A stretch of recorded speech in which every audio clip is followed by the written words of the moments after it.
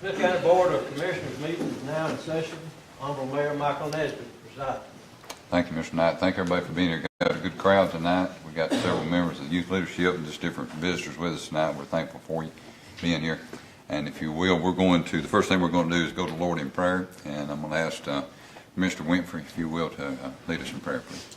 Father, we thank you, Lord, for the day, for our county, for being able to be here tonight to conduct our county's business. We just pray, Lord, that you give us the knowledge and the wisdom that we need to make good decisions. Lord, we thank you for the people that protect us, for all of our servicemen and women, for our police officers, for our ambulance service, firemen. Lord, we just pray that you would be with all of them tonight. Be with us as we leave here tonight, Lord. Give us a safe trip home. In Christ's name we pray. Amen. We'll join with us in the Pledge of Allegiance. I want to ask Mr. Glenn Reese, if you will, to lead us in the pledge. I pledge allegiance to the flag of the United States of America and to the republic for which it stands, one nation, under God, indivisible, with liberty and justice for all. You may be seated. Thank you.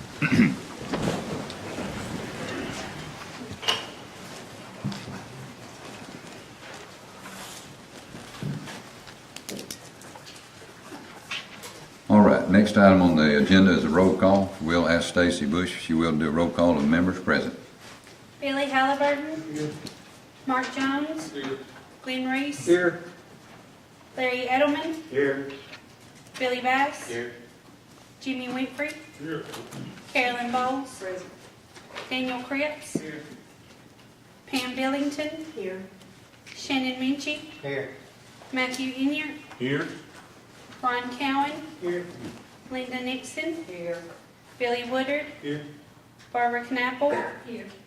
Andy Rutherford. Here. Charles Kent. Here. Joey Nixon. Here. Tommy Bain. Here. Dennis Hackett. Here. Thomas Gibbs. Here. David Gross. Here. Frank Woodard. Here. 23, 23 present, 1 absent. Continue to remember Mr. Philip Enoch in your prayers. He is making some advances. Y'all just keep him in your prayers, if you would, please. All right, as you know, we've got a long agenda tonight. We've got how many items on here? 54 is all. And we're going to try to get out here fairly quickly. The first thing I want to ask y'all to do is actually to add 2 items to the agenda. And there's a reason for that. Ms. Sonia King is here from the Smith County Planning Office. She's the land use administrator. She had advertised in the paper for 2 public hearings on rezoning requests for property, and that has been publicly done. And of course, our standard procedure is to have public hearings. That's what was advertised, supposed to be at 7 o'clock. And my infinite wisdom, I left them off the agenda. So if we're going to have a public hearing as advertised, we need to add those to the agenda.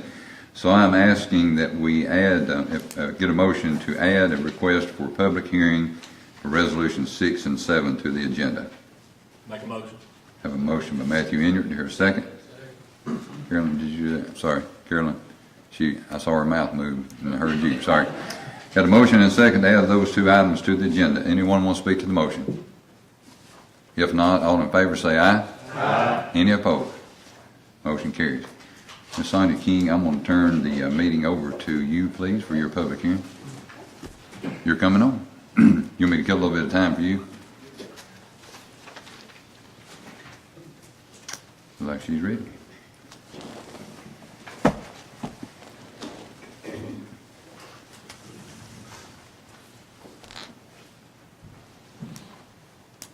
Do you need a few minutes to get signed on? All right.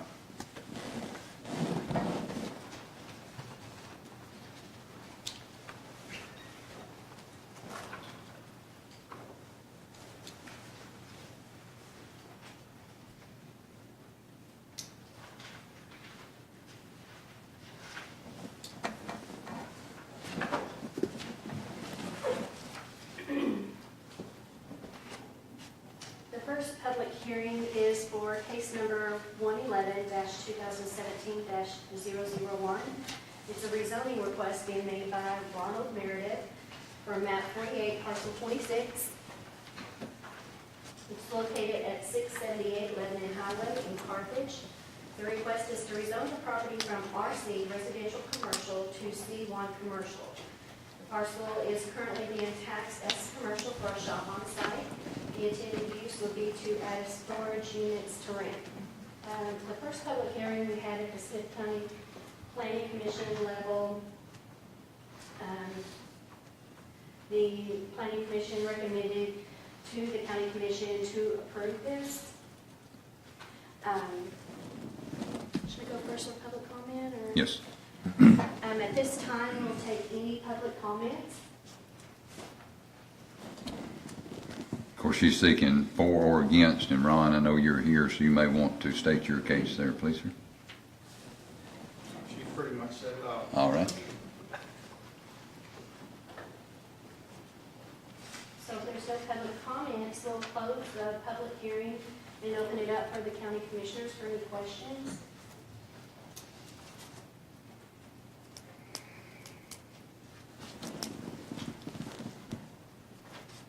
Any motions? The property gonna be used for? It's to add storage units, a facility. The request, though, is it's going, right now, it is zoned Did I miss that? R1, or is it? RC. RC. And he's asking for it to go to C1, which is a use by request. In other words, it's not just a permitted use. He still has to go before the Board of Zoning Appeals to have it approved, and that's tomorrow night if it makes it this far. And Sonia, we won't take a vote yet. You just take care of your public hearings right now. I'll take care of the vote later. Public hearing with no public comment is closed. Go to the second one. Pardon me? Go to the second one now. Okay. Oh, and one thing I forgot to mention,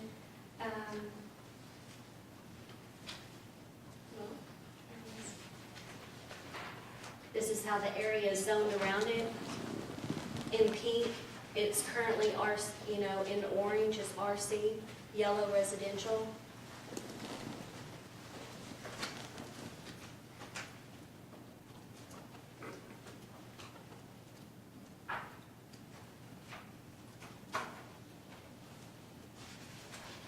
Okay, moving on to the next public hearing, we have case number 002-2018-001. It's a rezoning request being made by Amber Grisham and Amber Winkler to change the zoning of a portion of map 92, parcel 2701. Right here you see an outline in red, that's the entire parcel. What you see in yellow inside that red is the portion of the parcel they asked to rezone. However, we are picking up the one that's in between the orange residential commercial. We're going to pick it up also to keep it in line so we're not skipping anything, so we don't spot zone. It picks up 5 tracts of land, 2 of which, no, actually it would be 6 tracts of land, 2 of which have houses on them currently. It's currently zoned A1 for agricultural, and they're asking to zone it to residential, R1. At this time, we'll open for any public comments.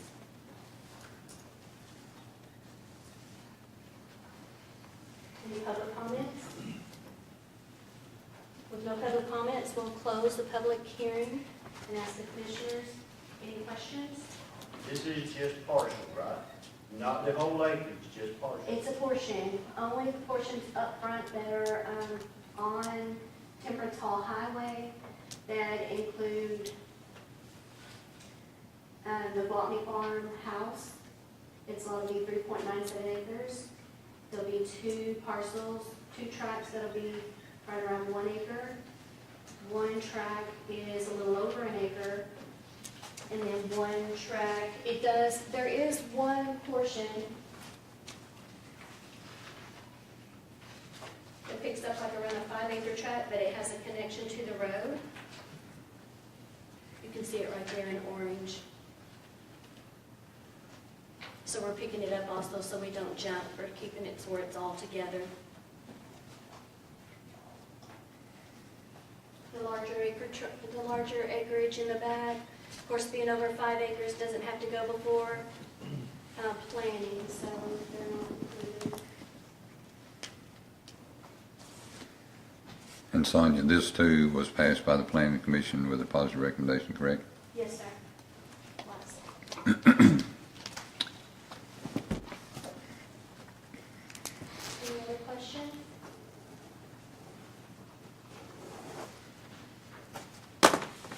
Thank you, ma'am. All right, we'll go ahead and declare both of those public hearings closed, and we'll go on with business at hand. Resolution 6 and 7 will come up just in a few moments. Thank you, Sonia. Item number 5, Bill Woodard, Commissioner Bill Woodard, I'm going to call on you this time to go over the history and recognize your members of the youth leadership and leadership groups, if you have, please. Okay.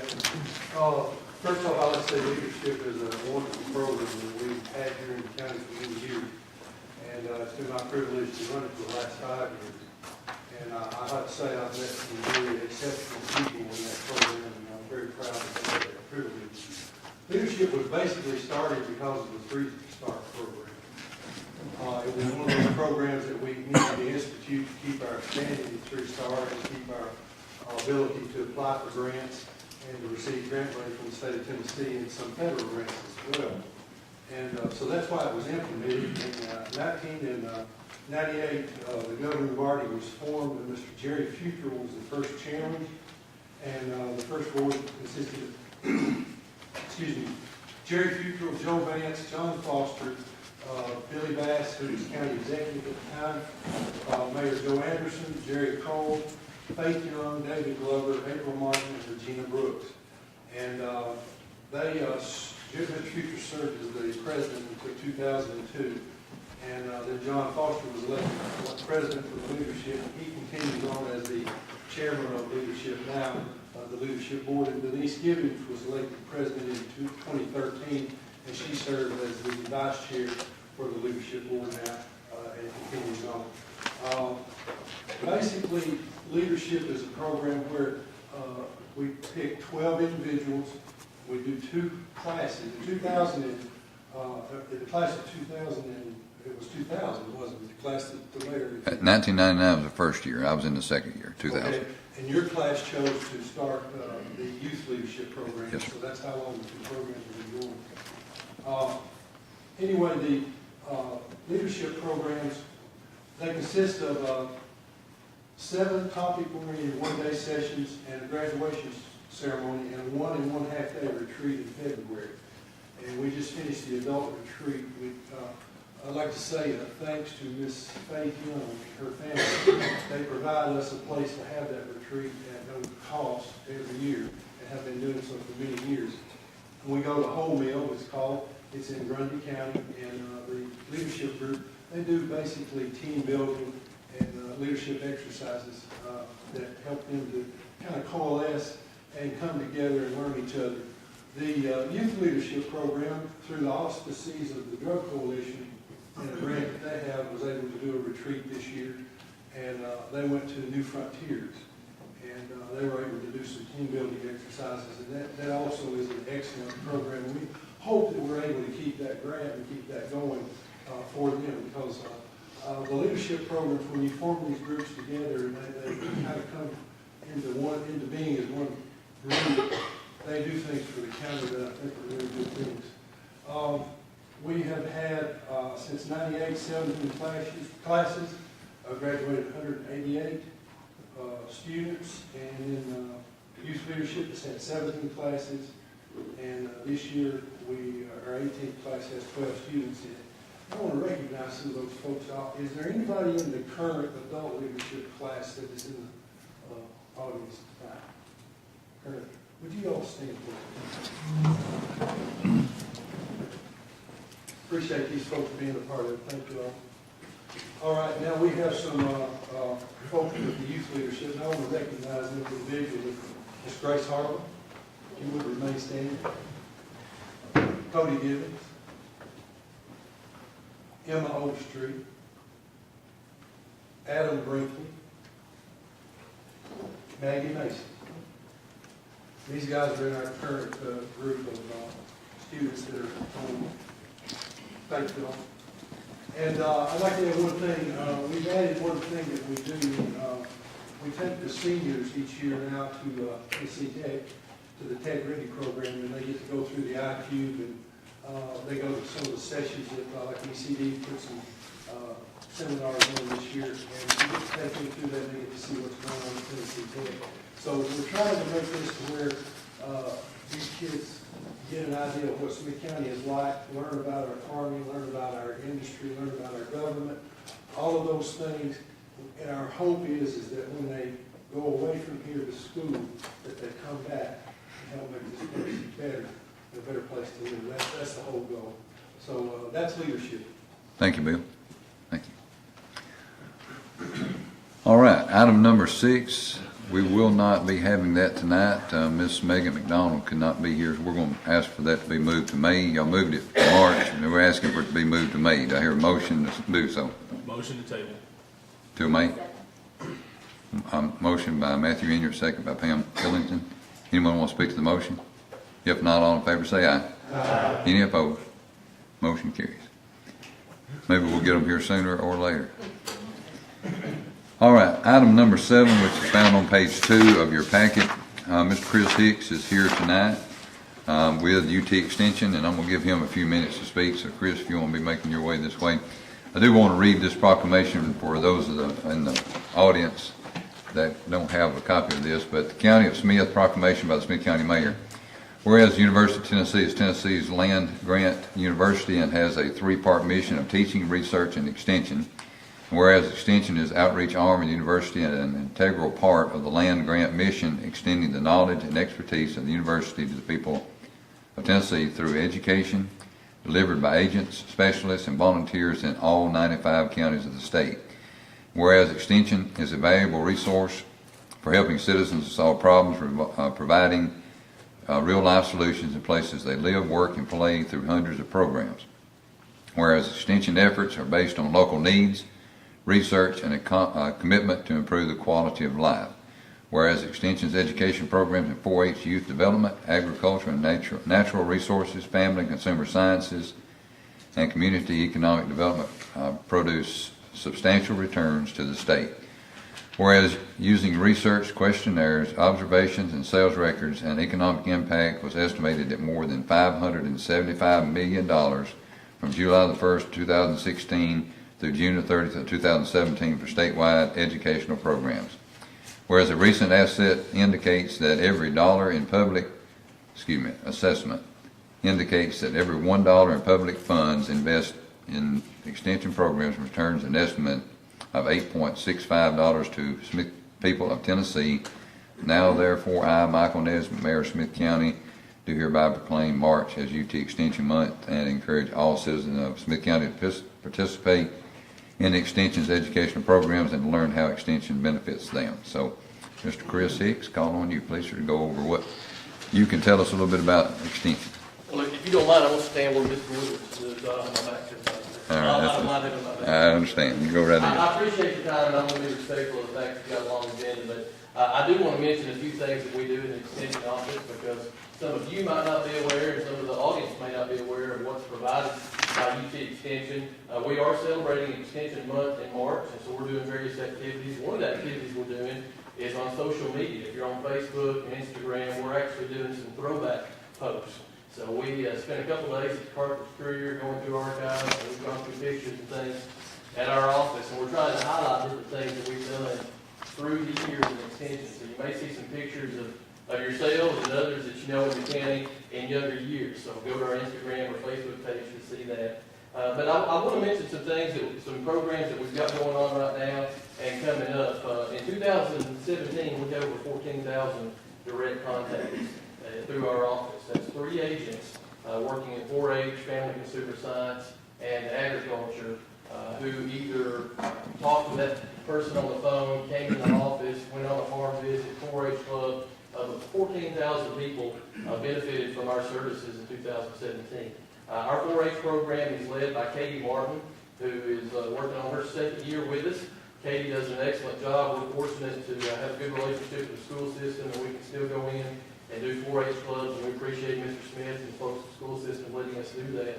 How many of you, when you were a kid, did bread baking in 4-H or public speaking or something like that? Katie's brought back bread making, which is a classic 4-H contest. When you talk to some even older, what I would call older individuals, they remember their first place ribbon in bread making. And so we brought that back. But we're also doing a lot of new things, where we've got an archery club that's going to send about 20-25 kids to the regional archery contest. She's got several judging teams she's working on, livestock and wildlife. And you might say, well, what good is that going to do a kid? You know, what kid is going to grow up and have to judge a pig? And the answer is probably not a lot. Probably not a lot of the kids will have to grow up and judge a pig, but they will grow up and have to make a decision based on a standard and defend that decision to somebody else. And that's what we're teaching them in livestock judging and some of these other contests. She's also got a lot of camps and things planned. So we're doing a really, I think, some good work with our 4-H kids. Grace and some other kids are going to 4-H Congress later this next month, I think, in April. And Grace is going to be participating in the state public speaking contest. We're proud of her and proud of all our 4-Hers. Mary Draper is our family consumer sciences agent. She has got some programs coming up, Tai Chi for arthritis. You know, anybody with arthritis or any of you suffer with arthritis, that may be something that you're interested in. It might not come through, Michael. Okay. Diabetes classes and a program called Walk Across Tennessee that I would like to challenge our county commissioners to get involved with. She's got a program that she does. 8 individuals can be on a team, and you combine your mileage. So you keep up with how many miles you walk or how many feet you walk or whatever, and add that up and see who can be the first team to walk across the state of Tennessee. And that's a really neat program. So I encourage you commissioners, try to put a team or 2 together and see if you can walk across Tennessee. That's a good way to get out and get active. And Tennessee is pretty high when it comes to obesity. We're pretty high, not in a good way. And we're trying to challenge that with some programs, and Walk Across Tennessee is one of those. On agriculture, which is what I do in my role as the agriculture agent, tomorrow night we're going to graduate the largest Master Beef class we've ever had. We've got 96 farmers who are going to graduate from Master Beef tomorrow night. Wednesday, we start our gardening lunch and learn series at the Chamber of Commerce. We've got a Master Small Ruminant class that starts next week. And we're going to start planting our corn and soybean plots here pretty quick. So we've got a lot of programs coming up in agriculture as well. But I don't want to take any more of your time. Just wanted to let you know some of those things and show my appreciation to the commissioners. I appreciate your support of our programs and what you all do. And I also appreciate you going into your communities and letting your folks know that we're out there, we're available. If you have somebody who could benefit from what we have to do, what we have to offer, I appreciate you sending them our way. Y'all have any questions for Chris? I think I've said this in public before, but of course I was in on the interviews when we did interviews before we hired Chris, and he was very outstanding in all those that applied. He was doing a really good job for our county, and I even went through the Master Beef class, I don't even own a cow, but it had me. I know that I have a. You are a Master Beef producer, so. Yeah, I have a greater respect for my neighbor, which does own a cow. Thank you. Chris, When- let when- me ask you something. Yes, ma'am. As someone that benefited from 4-H when I was a young girl, and it was one way I could get out of Smith County because my father thought God only made Smith County. And it was a great way to meet.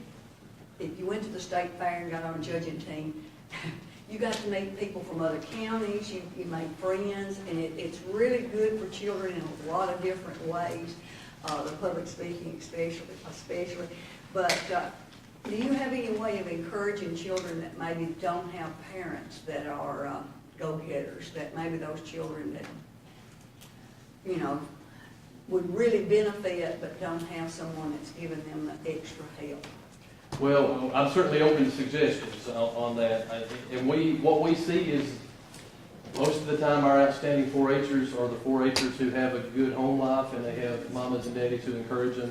And it's not that we're not trying to reach those other kids, but you understand it's a challenge. So I'm certainly open to suggestions. One thing that Katie did last year, and I think it's the first year we've done this, is she's gone out and tried to get scholarships for our kids to go to 4-H camp. So hopefully some of those kids who maybe aren't financially able, and mamas and daddies who aren't financially able to spend $290 just to go to camp, much less what they eat and their clothes and everything to get there. That's a pretty big expense, and she's tried to get some scholarships to help those kids. So that's one way we're trying to hopefully get some of those kids that may be underserved. But again, I'm certainly open to suggestions on ways we can get everybody to participate, because I'm a fan. I believe strongly in our 4-H program. I think it does great things. I appreciate that. Appreciate the question. Any other questions? Well, y'all know where to find me if you have any questions. I'm always available. So, thank you for your time. Thank you, sir. All right, moving on to item number 8, found on pages 3 through 5. Miss Angela Lane is with us tonight. I got to meet Miss Angela Lane through the Board of Health, and when we went through a lot of what she may be going over tonight, I don't think it's going to be as lengthy as the video that we watched there, but it's very eye-opening, and I hope she shares some of that with you, what some of the things that may be causing some of the problems in our youth and some of the problems we have in our community. So I was really enlightened by this, and I appreciate what she was able to show us at this. Ms. Angela, you got the floor.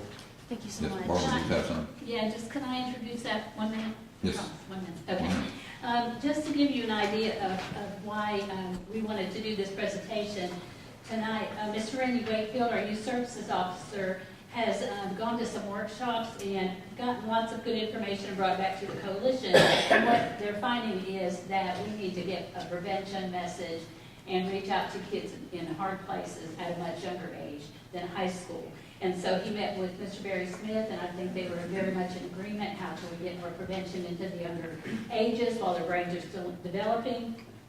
And so what we did was we began to partner with Ms. Stephanie Johnson in the after-school program. I put together a committee of key stakeholders, retired teachers, faith-based organizations, the Coalition, Youth and Family Resource, Ms. Dana Sykes, who's a counselor, and look at what that needs to be, what evidence-based program that we need to be in, and how we can fund that. So we have lots of things going on like that, so we can bring restorative practices and build resiliency in our young people, especially those kids from hard places that we've just talked about that don't have those advantages. So Angela is our go-to person to give us lots of information. And while we were planning this, she was getting this wonderful training and education at a program at Belmont that could help us do that. So Thank you so much, Ms. Barbara.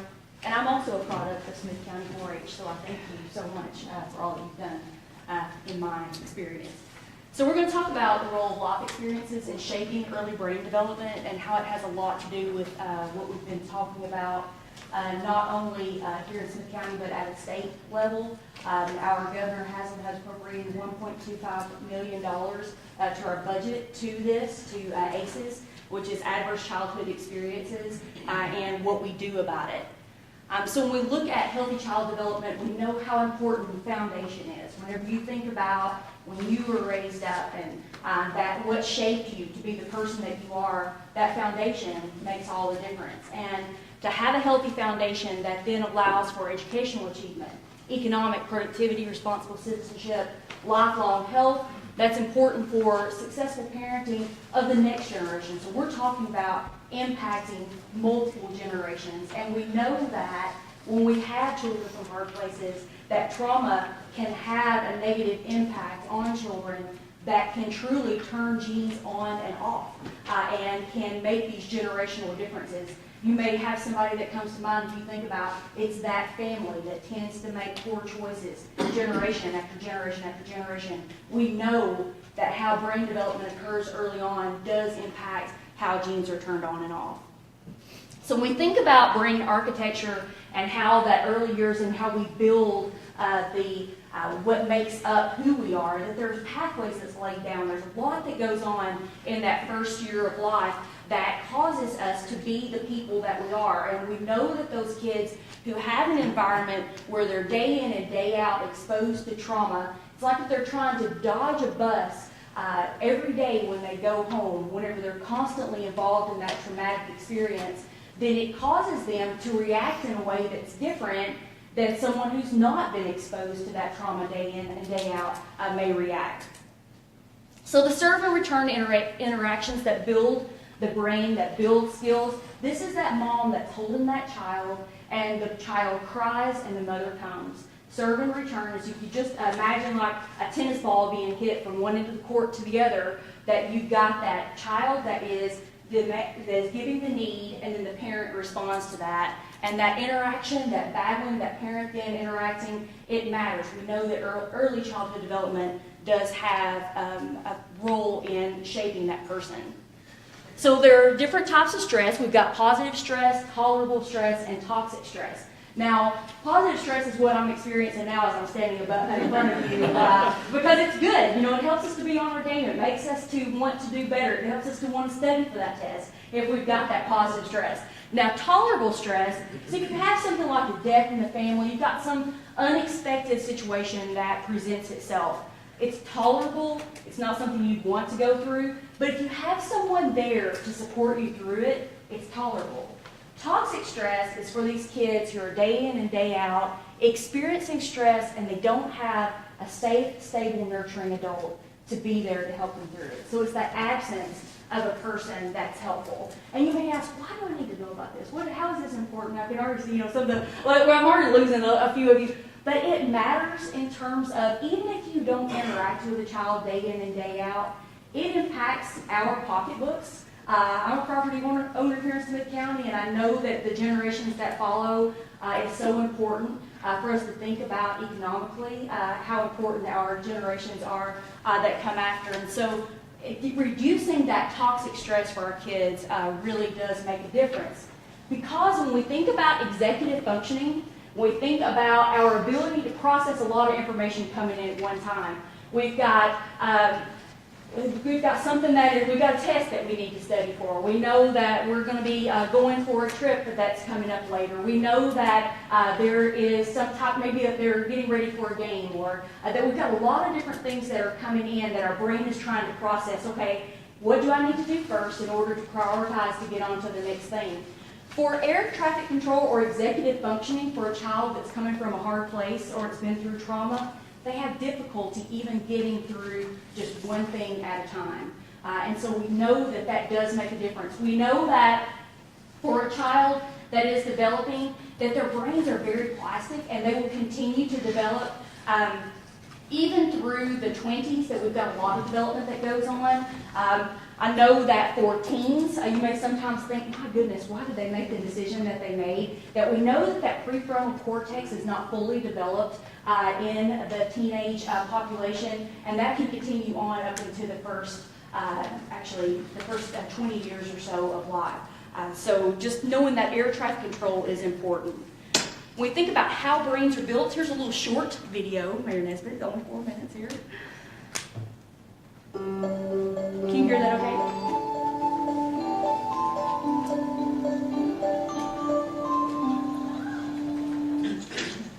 Science tells us that the experiences we have in the first years of our lives actually affect the physical architecture of the developing brain.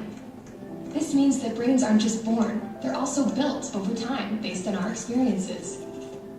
Just as a house needs a sturdy foundation to support the walls and roof, a brain needs a good base to support all future development.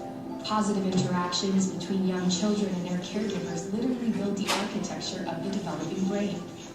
Building a sturdy foundation in the earliest years provides a good base for a lifetime of good mental function and better overall health. So just how is a solid brain foundation built and maintained in a developing child? One way is through what brain experts call serve and return interactions. Imagine a tennis match between a caregiver and a child, but instead of hitting a ball back and forth across a net, various forms of communication pass between the two. From eye contact to touch, from singing to simple games like peekaboo. These interactions, repeated throughout a young person's developing years, are the bricks that build a healthy foundation for all future development. But another kind of childhood experience shapes brain development too, and that's stress. Good kinds of stress, like meeting new people or studying for a test, are healthy for development because they prepare kids to cope with future challenges. Another kind of stress, called toxic stress, is bad for brain development.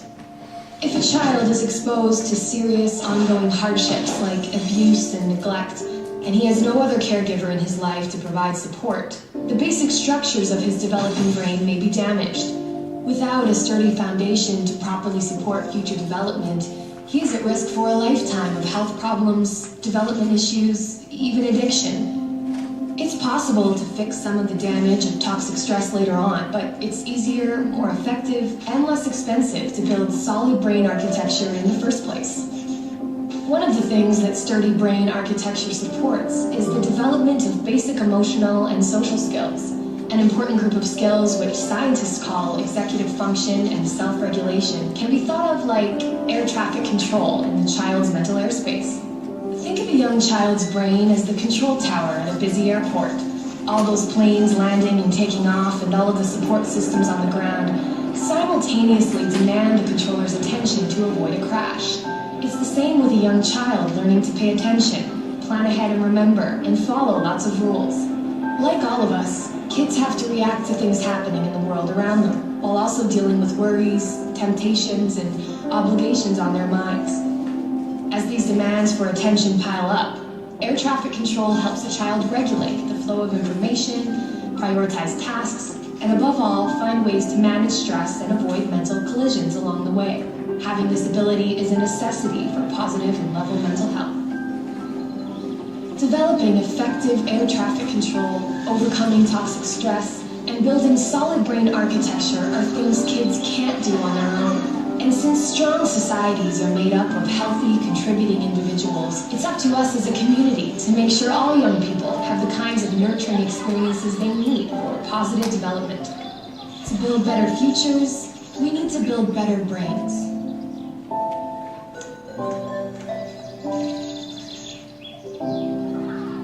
So it gives you a little idea about brain architecture. And so adverse childhood experiences, this came from a study, 17,000 individuals from Kaiser Permanente out in California. What they found is that whenever they had individuals that they were actually in an obesity clinic and they had lost over 100 pounds of weight, and then they were coming back in a year later and they regained the weight, and the doc was trying to figure out why on earth has this person lost all this weight only to regain it. And so as he did more history with the patients that were presenting to him having this over and over, he's finding out that 55% of them had a history of child sexual abuse. One lady that had lost over 100 pounds and then comes back in and has gained 100 had been propositioned by someone at her work. And so because she had that spur that came up again for her, she put the weight back on quickly in order to hide behind the weight. She was using that as a wall to protect her from individuals that she was coming in contact with. They found that abuse, neglect, household dysfunction, there are these adverse childhood experiences that can actually decrease the years of life for individuals. They lead to mental health issues, they lead to substance abuse issues, and so many. And we've got a questionnaire that I'm going to have you take a look at in just a little bit. So those lasting effects can be on health, can be on behaviors, can be on life potential, graduation rates. The number of ACEs experienced by adult Tennesseans, we had 62% of us that had at least one of those adverse experiences that were mentioned there, either physical, emotional neglect, physical, emotional abuse. If there was someone that was incarcerated, someone that was in the that where parents were separated or divorced, and 27% had 3 or more ACEs. So what are we going to do? We want to foster resilience, and part of what we're going to do a pilot for New Middleton and Gordonsville Elementary for after-school program is on building resilience, giving students the tools that they need for social and emotional learning. Something I heard in a meeting recently was that we were talking about SROs being out in schools, and the question was about how someone had posed the question that you can't have it all, that we can't have the mental health, we can't have guidance counselors, we can't have SROs. But I would suggest that you consider the possibility that thinking outside the box, that who's to say that SROs can't be trained on providing mental health for students? Who's to say that we can't have a trauma-informed community that is available? We often think about mental health as being something separate that everybody else, that other people do. But I want you to know that every person in this room is responsible in some way for the mental health of the person that you come in contact with. And because we know that trauma can come through damaged relationships, we know that healing can also come through relationship. So when we're thinking about building resilience, building trust, when you're having interactions, that mental health isn't something that somebody else does. Mental health is something that all of us have a part in doing for our community. So when we think about fostering resilience, here's just a very short little clip here that gives you an idea.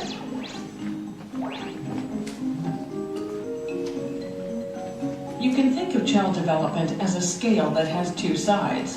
A child's scale is placed in a community and has spaces on either side where experiences and environmental influences stack up over the course of development. One side gets stacked with negative factors like stress, violence, and neglect, while the other side gets loaded with positive factors like supportive relationships, skill-building opportunities, and community resources. In the same way that the weight on a teeter-totter affects the direction it tips, the factors that a child is exposed to affect how they turn out, the outcomes of their development. But the way the scale tips and the outcomes a child experiences are also a function of the position of the scale's fulcrum, which is like the genetic makeup of the child. The position of the fulcrum affects how the scale responds to factors that get stacked on either side and how easily it tips. We know that fulcrums start in different places for different children, and that this genetic starting point. Well, that wouldn't go quickly. But the point is that we can change the scale. I want you to think about who put their thumb on your scale. Who was that safe, stable, nurturing adult that had that impact and had made the difference for you and helped you to build resilience. And so safe, stable, nurturing adults that are important. When we think about moving the needle, what can be done? Home visitation programs is something that has been studied and has been effective parenting training programs, getting out to parents, providing support, providing guidance in an environment that's not shameful, but something where that they are being encouraged. And then parent support for teens, teen pregnancy, mental illness, substance abuse treatment. For 15 years, I worked in the neonatal intensive care unit at Vanderbilt and cared for babies as a bedside nurse and then as a pediatric nurse practitioner who were suffering through neonatal abstinence syndrome because of drug dependence. And I know that you see that day in and day out, that the families and the needs that are there and getting them engaged and finding a way to prevent on that side of the scale is so much more effective if we can really focus in on what is it that this person really needs. So instead of asking what's wrong with you, it's more about asking what happened to you. And that is trauma-informed community, where you are moving to this whole mindset of instead of being shameful, instead of thinking about there obviously is something wrong with that other person, then it's more about finding out what the needs are that are there. And I ask you to consider that as we think about a community and having a trauma-informed community and supporting our efforts here at New Middleton and at Gordonsville for this after-school program. Anything else you want to add? We want them to take the ACEs. Do we have time for them to do the survey? Well, I mean, if they want to do that, maybe get it back to you is what I was thinking. work. And of course, we all did that in the Board of Health. And of course, the higher your score. That's the more right. stuff It's you are. 0 to 10. The higher the score, the more likely that you have the adverse effects that can come from that. And that survey is found on page at least 3 of the handout. 5. Yeah, exactly. Page 5.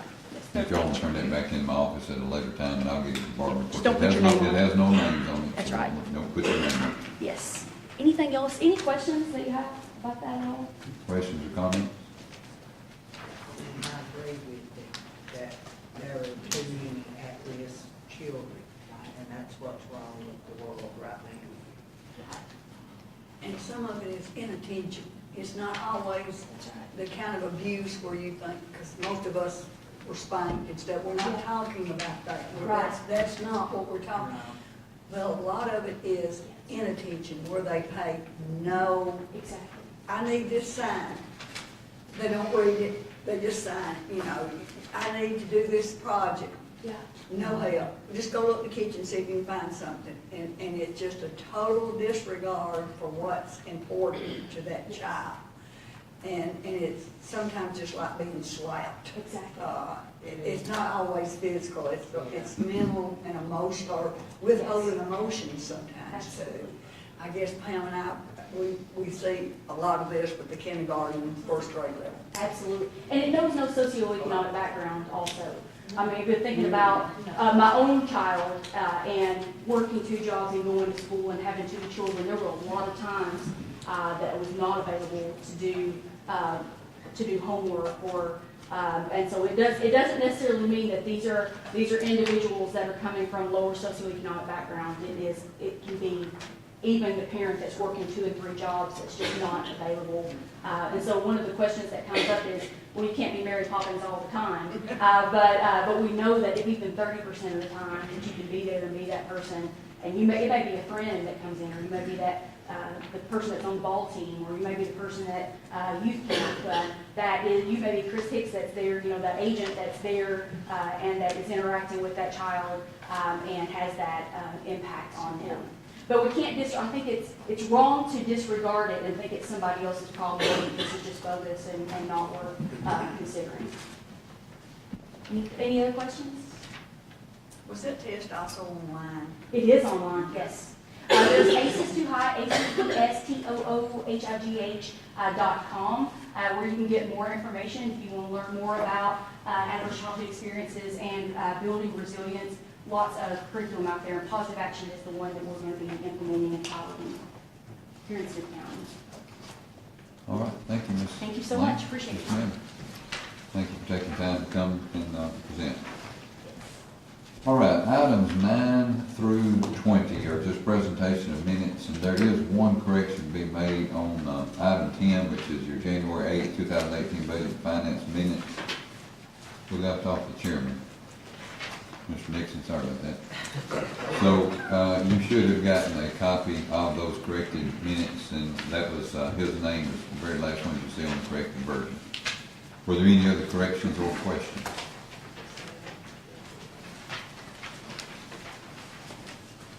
All right. If not, we're going to move on to item number 21. I found on pages 30 through 31. We'll call on Miss Pam Ferris at this time. She will come forward to give the annual report for the Smith County Health Center.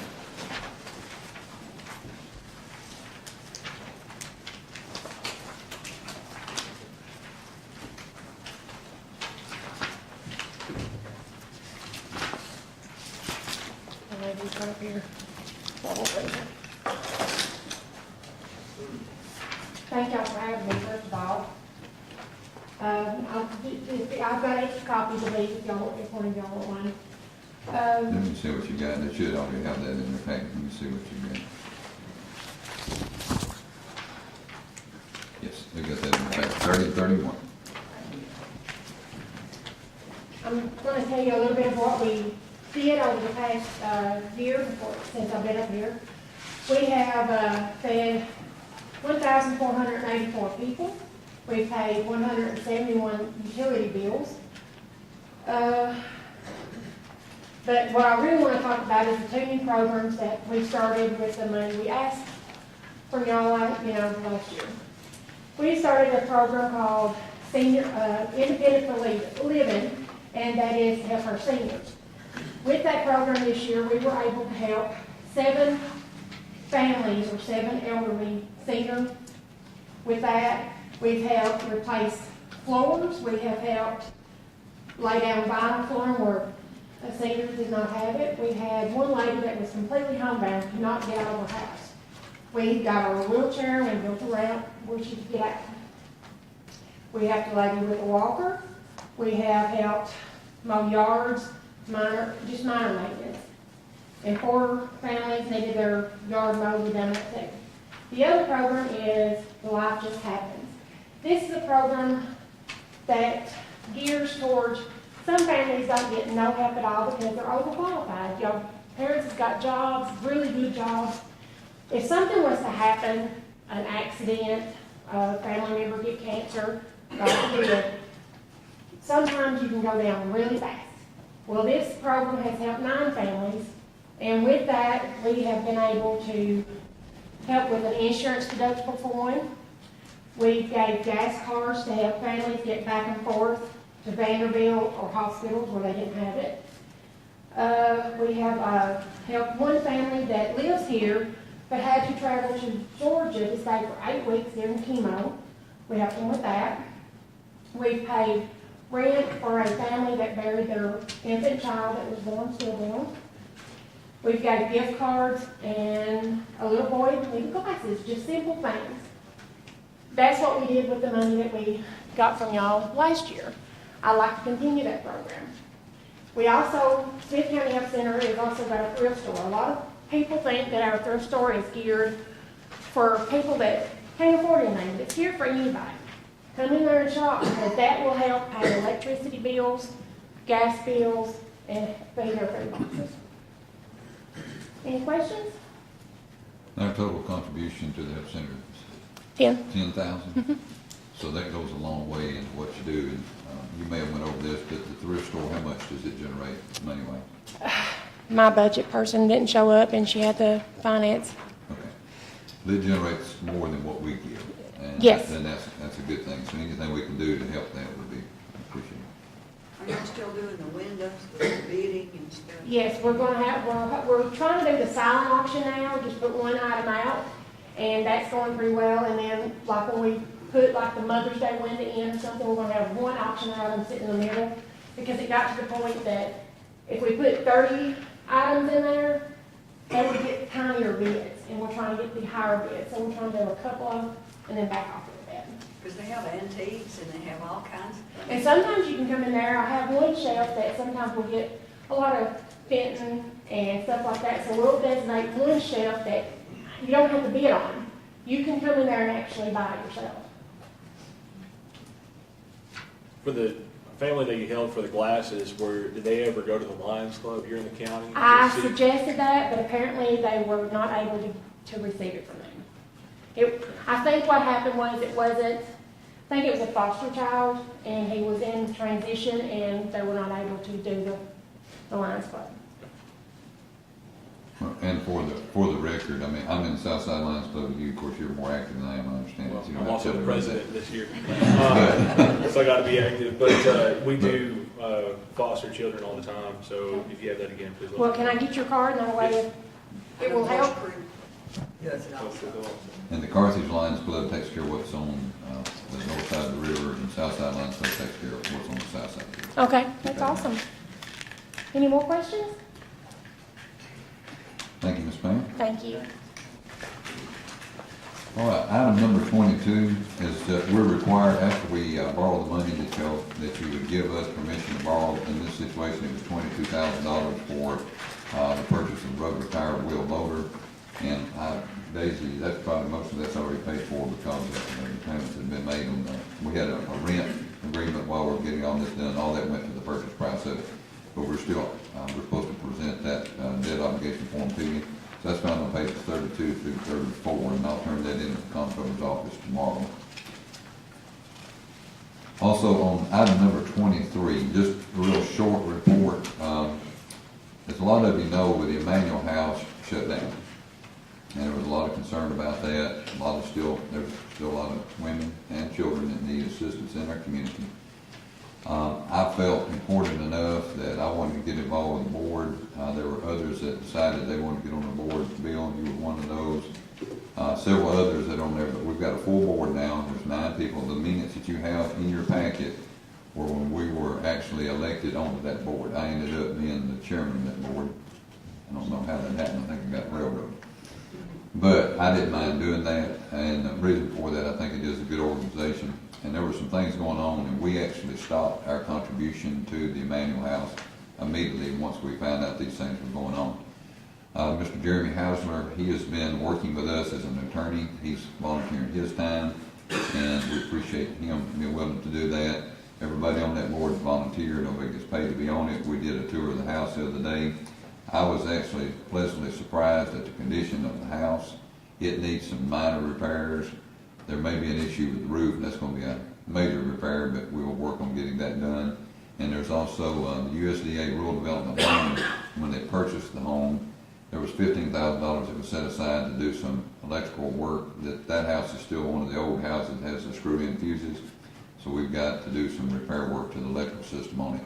But I just wanted to tell y'all that it's up and going. What Jeremy is doing for us as the attorney he filled out this weekend, he finished up the paperwork where we could start accepting charitable donations again. And really, they let that expire, but now that's up and going again where we can start our contribution. It's going to be several months before we can get it ready for people to be in that house, but I have no doubt, and you look at the people on that board, I have no doubt that each person that wanted to be on that board is very capable of doing what needs to be done. There's going to be a lot of volunteer working on that house, trying to save money. I'm willing to do my part, and I feel like the other board members are too. Bottom line is that we've still got women and children in this county that need this service, and that's what we're going to try to do. So anybody, churches, other governments, anybody that wants to help, if you'll call me, contact me, I'll be able to give you guidance on where you need help with. So just give me a call. Any questions from any commission? All right. Item number 24 is a report for the court-appointed special advocates given Mr. Lanny Thomas. Mr. Thomas. Of course, all of you, I'm sure, know Mr. Lanny. Glad to have him on board. And he's going to go over what this program is. And Mr. Lanny, I'll turn it over to you, sir. Good to be with you this evening. I'm relatively new in this position, but it's certainly been an eye-opener to me. I spent 4 hours roughly with Miss Angela Lane Saturday, and it's been quite an eye-opening experience for me. And humbling that we have children that go through things like that. It's very, very sad. But I just want to go over some 2016, 2017 fiscal year. Our mission is to advocate for the abused and neglected children in the foster care system. Our goal is for each child to have an advocate that will help him or her through the system in a timely manner, with as little disruption as possible, and to give him or her a voice. And when I say a voice, that's speaking into that child's life and focusing on the needs of that child, because they're already in a foster care situation. Something bad has already happened to that child, and they need a voice. And what we're looking to do is reunite with the parents, but the parents has to hit certain goals for that to happen. And unfortunately, it's not always the best to put them back with the parents. So that's just another tool that the judge has. And I didn't say that these advocates are volunteers, by the way. Volunteer advocates. They have a burden for this, the people that does this. And they're always working for the best interest of that child.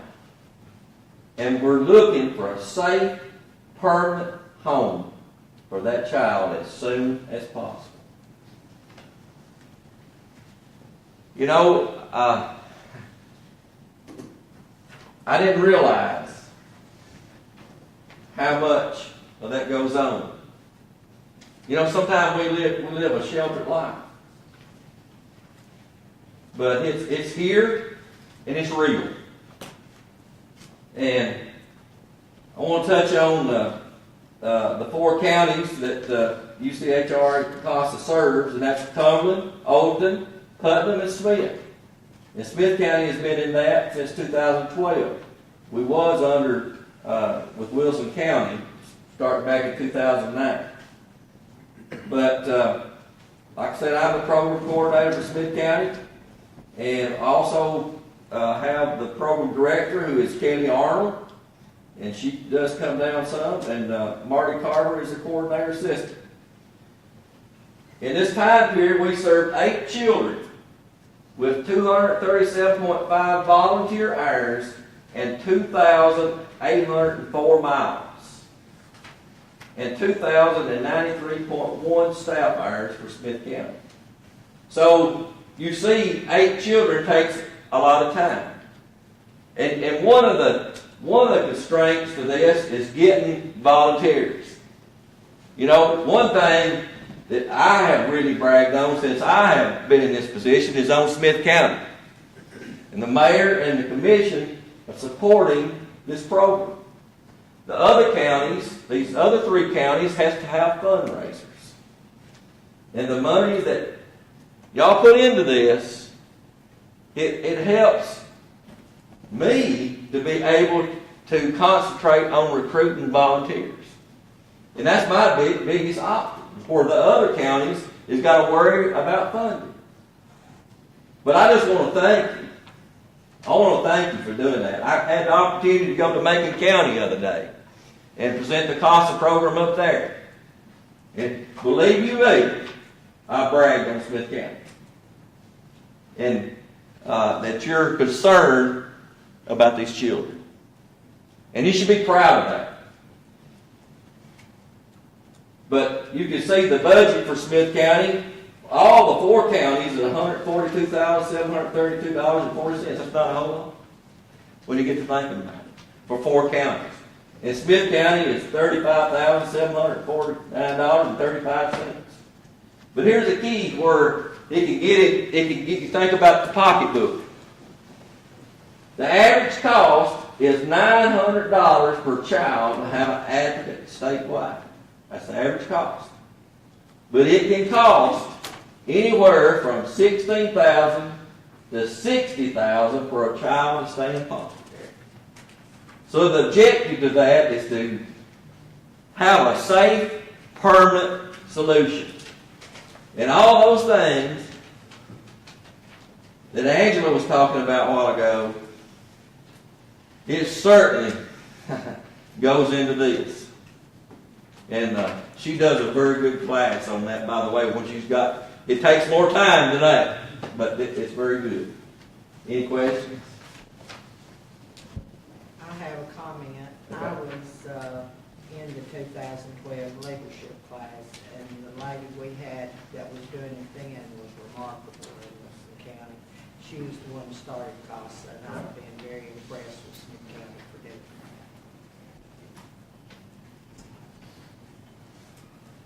I just wanted to say that the Smith County numbers of youth in open cases, child protective custody cases in Smith County in 2017 was 228 children in 2017. Through DCS. Through DCS, yes. That's a big number. Yes, it is. And they tell me the linkage coordinator with DCS says that about 85% of those are drug and alcohol. Does the volunteers work like a big brother, big sister with the kids, or is it? Well, it's court appointed. And you know, they have the right to, you know, it being court appointed, they can go into the school, they can go to the foster home. You know, they can meet at McDonald's and they can talk to the child. So you're you know, one-on-one with that child.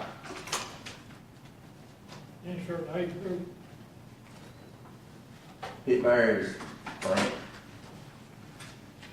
On up to, you know, they go out of the system. You know, at 18 they go out of the system. But any more questions? Thank you. Thank you for what you do. Yes, sir. Thank you, Mr. Lane. Have a good night. Thank you for staying with us, okay? All right, moving on to item number 25, solid waste landfill report. This has been moved. I think it was originally scheduled for January, and we had to put it off to March, so I'm going to call on Mr. Johnny Lee, solid waste director. And this is found on pages 41 through 48. 48, yeah. On your handout compares 2016 to numbers to 2017. That is on page 2. The tons for class 1 and 3 indicates the growth in the numbers of people using our sites from the previous years. The numbers of the recyclable items are shown. We recycled more in the past year. The solid waste department purchased 2 new trucks paid for out of fund balance. The 2 old trucks are being utilized for backup trucks and haul rock and water truck. We applied for a grant to install sanitary packers at New Milton, has been defeated. We were not awarded the grant. However, we are bidding for a packer to be installed at New Milton. Bids will be open March 19th. Installation will be as soon as possible. Oil and chipping at the sites requested by the Solid Waste Board and scheduled for the spring. On page, it's my page 3 on mine, of the handouts handouts, page 3 of the handouts gives you the tons of each product taken in over the scales at the landfill. At the bottom of the page indicates the total revenue for those products, totaling nearly $4 million, which was $3,794,881.78. But Mr. Nesbitt pointed out that's from January to December of 17. Correct? Correct. Page 4 has the totals from the contract with Waste Management, Sumner County volume. Am I going too fast with it? Sorry. Am I going too fast? No, you're good. Go All fast. right. Well, I ain't done. Yeah. Am I done yet? Page 5 is a list of notes that have been paid off in the recent months totaling, well, that's right. I'm going to turn this over to you on that one. And just stay right there, 'cause I know you got some stuff to cover, you're just about to finish, but this money that's in that report on page 52, $952,505.34, that was additional payoffs that we did besides what was budgeted to accelerate our lowering our debt. So that, I just wanted to point that out on top of the payments that we're making. I think y'all actually appropriated a little bit over $1 million, but because some of those payments had already been made, it lowered the amount, so we didn't have to have as much of that as we thought. Okay. Yes. The new sale. Bids for the new 9-acre sale is scheduled for this spring, which construction will begin in May. Time of the construction is expected to take 6 months. And this is new class 1 sale. That's the new C1, yes, sir. And that sale could last anywhere from 6 to 9 years. Well, it depends on how much that we're taking in. It could go even further than that. Matter of fact, that would depend on the volume you take in. Yes, sir.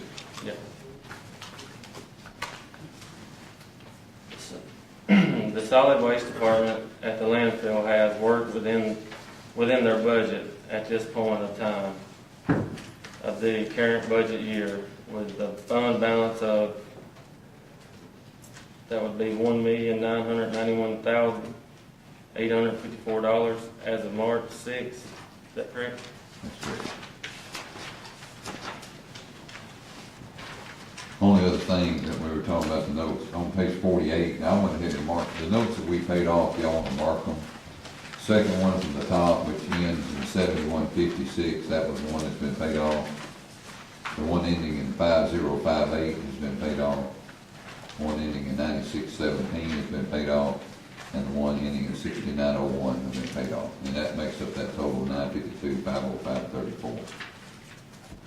And our goal would be to pay off more before June the 30th. Okay. Any questions for John? How long have you been on the job? As far as director, I know how to do it. As far as director, Yeah. January 24th. Mr. Bradley is retired. He's stayed on with us as assistant director and is helping do some much needed training and help there. So I know John appreciates that. So. Yeah. And Johnny's doing a good job for us. Yeah. All right. Thank you. Thank y'all. Yes, sir. Say nobody beats rain. All right, item number 26, Smith County Schools report card presentation, presented by Mr. Barry Smith, Director of Schools and Staff.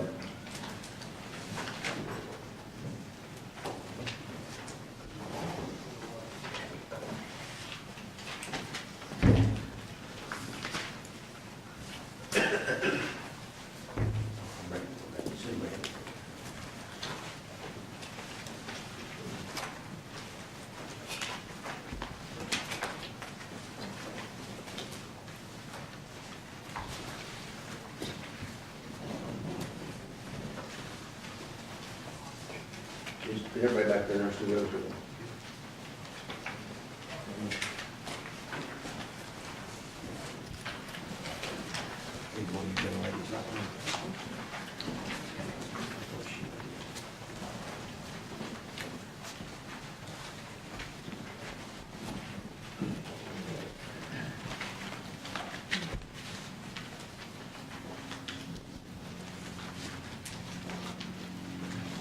I was just thinking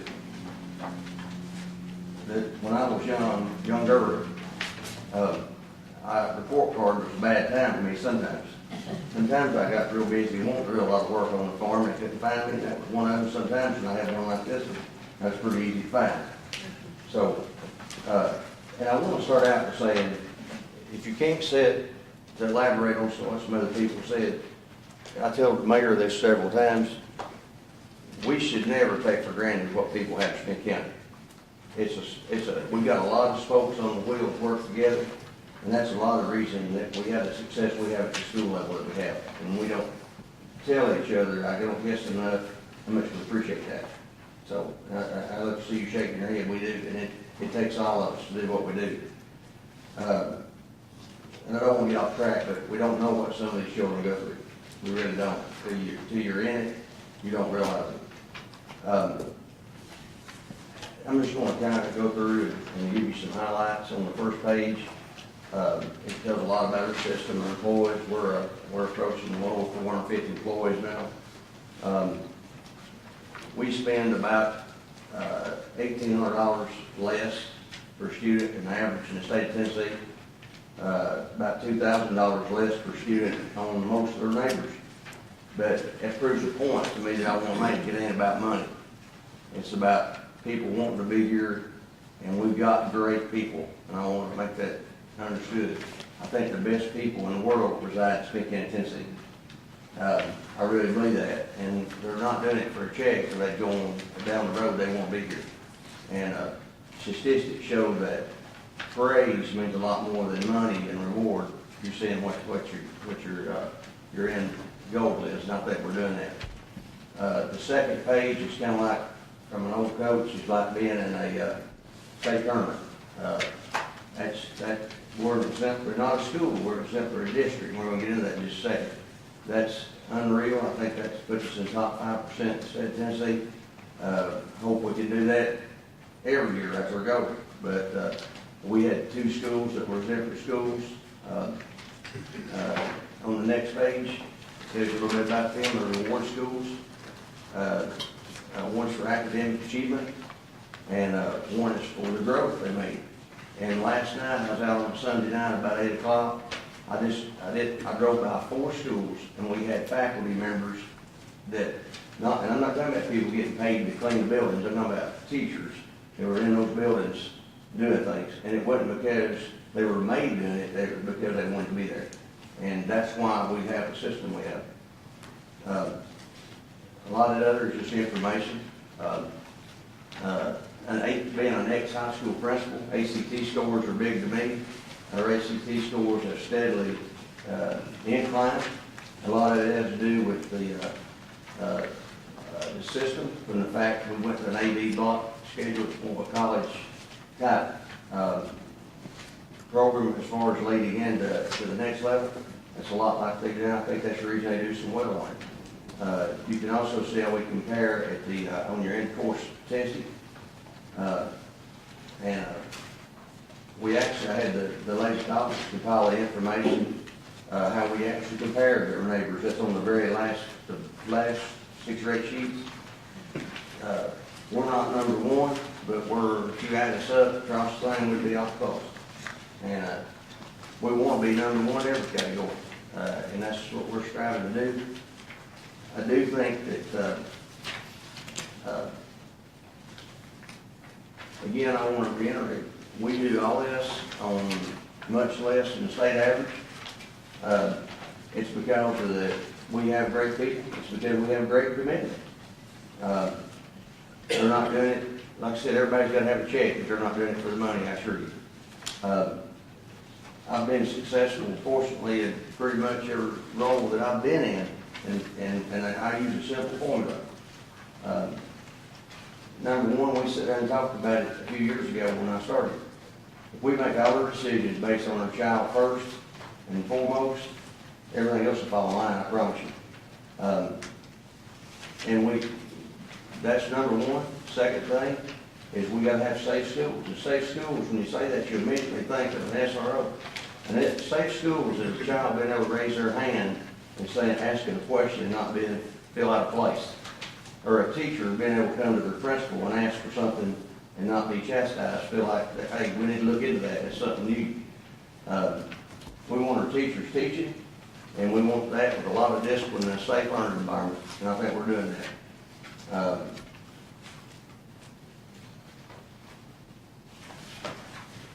I want to end up by telling you something that's really good going on. I think Bill and the mayor's been highly involved. This career day has turned into a fantastic thing.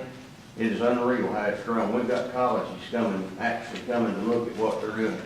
I don't take any credit for it because I had nothing to do with it, but it took a lot of good people that has. It originated one day on a Sunday afternoon. I call them the Rigsby girls, but they're married now. They're Miss Cook and Miss Spivey that works in central office. Called, so what do you think about a career day? I said, I think it'd be fantastic. And with that, it has grown and grown and grown, and they've got vendors. I think they've got over 80 vendors coming in tomorrow. That is unreal. And if you get an opportunity, it would be well worth your time to come down there. We've got a staggered different times. It really helps children. I always thank Mr. Gibbs because of vocational. Regardless of what my sons do, I just told you they're going to get a certificate or something so they can do some things for themselves. And I think that's fantastic. But I think it lets children or young adults now see some other things, because I think to some degree we're failing because all we hear is college, college, college. Statistics show only about 20-22% of the people graduate college. The other 80% need a trade, and we need to help them do that, so we're looking into that. But if you've got any questions, I'll be happy to answer. I appreciate you giving me an opportunity to sit there and brag on my teachers, and not just my teachers, but my staff. I've got a great staff, and I appreciate you allowing us to do that. Any questions? And we'll be starting career day tomorrow at 7 o'clock. I need to be there, Mayor. It's a good thing, isn't it? Yes, sir. Yes, sir. Thank you. All right, thank you, Mr. Smith.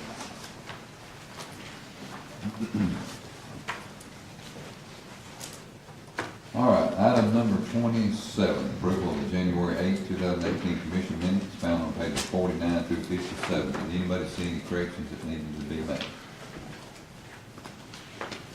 If not, I take a motion to approve. Motion to approve. I'll second it, Tommy. Motion by Tommy Bain, second by Matthew Henry. Anyone want to speak to the motion? If not, all in favor say aye. Aye. Any opposed? Motion carries.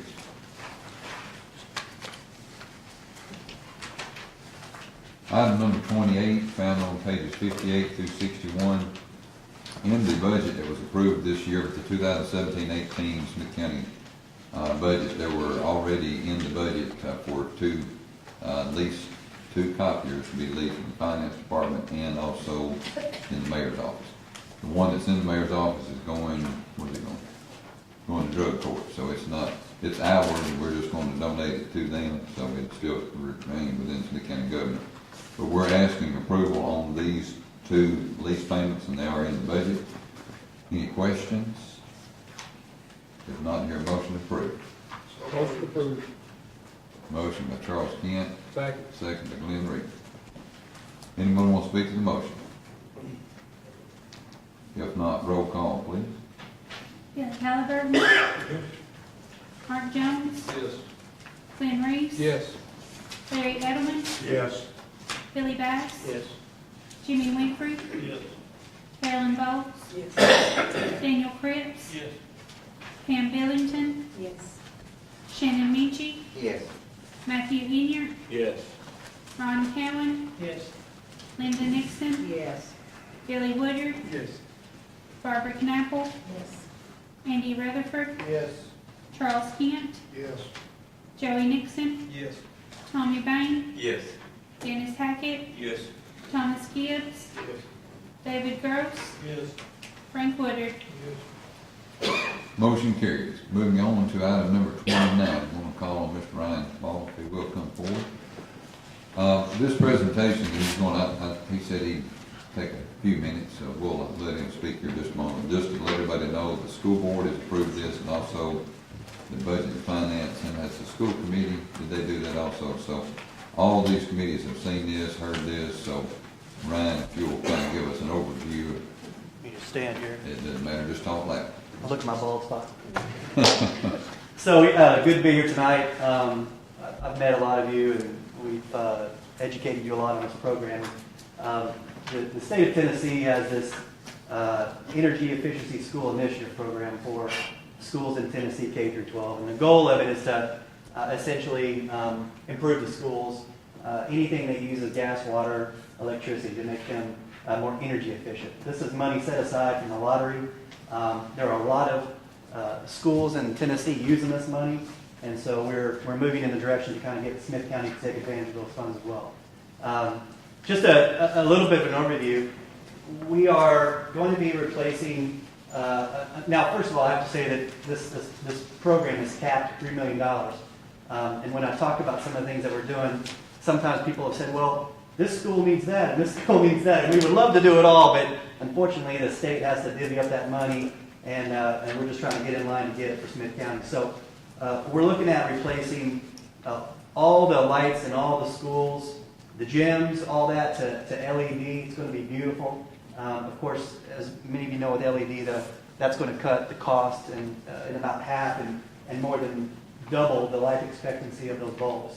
Really good stuff. All the schools are going to be moving toward more of a water conservation program. We're going to be changing types of flush valves and just to control the water flow a little bit. You don't need to hold that plunger down to get off, waste all that water. So we're going to be adjusting some of that. There's some mechanical systems that we're doing. Most of all, Carthage Elementary was probably the school that had the most challenges, and we're going to be really focusing a lot of the funds on that school by placing boilers, pumps. I want to say there were close to 50 water source heat pumps that we're replacing. And then some of the other money is going to be used throughout the other systems, replacing about almost 80 PTAC HVAC units. So a lot of mechanical going on, a lot of lighting, a lot of water. Now to bring all this together, we're going to be putting in a energy management system. So this would make it easier for the facilities or whomever is on that list of approvers to adjust the HVAC equipment to turn that off. So for example, I believe the schools were closed today, this morning. So Mr. Nixon could have powered that down from the smart device and all those units shut down. No one there, you don't need to waste the power, right? Saves money. So that's a new system that will be controlling the whole school district. And let me see if I'm leaving anything off. That's really about it. I mean, I got to remind you, this is money that the county is already spending. You're sending this to the utilities. What we're doing is saying, let's not send as much, but put that back into your facility. So this is a completely budget neutral program funded through the state, guaranteed by Johnson Controls. Now, we would consider ourselves, this is a 12-year term through the state, so we are stuck with you guys. You're stuck with us for 12 years to make sure that what we do is meeting standards, engineering standards. So we are on the hook to make sure that what we put in performs. If not, we take on that risk. We make it right. So we're excited to get started, and we've had a lot of good meetings, and I appreciate the time. I'm supposed to say that maybe with better lighting in the gym, the high school gym, the basketball team would have made it to state finals, but that's a sort of topic or not. But it'll be ready next year. So anyway, that's all I have. If there's any questions or anything. The only thing Ryan might want to talk about, this is a 12-year loan agreement from the state of Tennessee at a 1% interest rate. Is that correct? Yes, sir. According to the document on page 65. Yes. Yep. And I don't mean you talked about this before, but you might explain, this is a $3 million program, but also you'll see on page 65 a figure of $163,100. You might explain where that's coming from. So currently the school district has a program with a company called Synergistic. That contract is going to expire. And it's a behavioral modification program where, no nice way of saying this, they're paying somebody to walk around and turn off lights. So we don't need that. We're gonna fix that. Now, granted, there was a lot of money being saved because Not everybody is aware of turning off lights. Even when I went to the restroom here, the lights were turned off, so good job. But all this is going to be automatic in the future. So that contract is expired, and we're going to roll that budgeted money right into this program so we can get more equipment and things that the schools need. Also, there's some lighting incentives from TVA with replacing out the LED lights. That there's a little bit of difference there that's going to help cover that money. I will say one important note, and this is more on the health side of things. This company, which will I'll speak of, that is contracted, which will end, they because it took more power to bring in outside air, the schools weren't getting fresh air into the system. We will absolutely go away from that practice, and we'll be bringing in fresh air to the students instead of recirculating that old kind of bad air. That's something that costs, uses energy to pull that air in, but it's the right thing to do. So we were able to work that in. So all your schools now are going to be having fresh air brought into the building instead of saving money to circulate that old stale air in the building. So it should be hopefully a step in the right direction for the health of the kids in the classes. And the way I understood it also, the money that would be saved on whether it be by paying less on electric, less on water, less on gas, or the repair bills, what will be utilized to pay for this note? Yeah, it's essentially the loan from the state is a placeholder. The improvements that we put in, the savings that we yield from that, for example, changing an LED light bulb, that savings will be used to then pay the note off. So it's a complete wash. There's no new money, no new capital improvement. It's money that's already budgeted and being spent. The note that we get from the state, we put in new equipment. The new equipment saves money, it lasts longer, and then we take that money to pay off the note. So it's a complete wash. And that money will, of course, if this is approved, this will be a debt on the county. It will be paid out of the general debt service, and it will be money that will come from the general purpose school fund into the general debt service to pay that payment, the way I understood it. Yeah. Okay.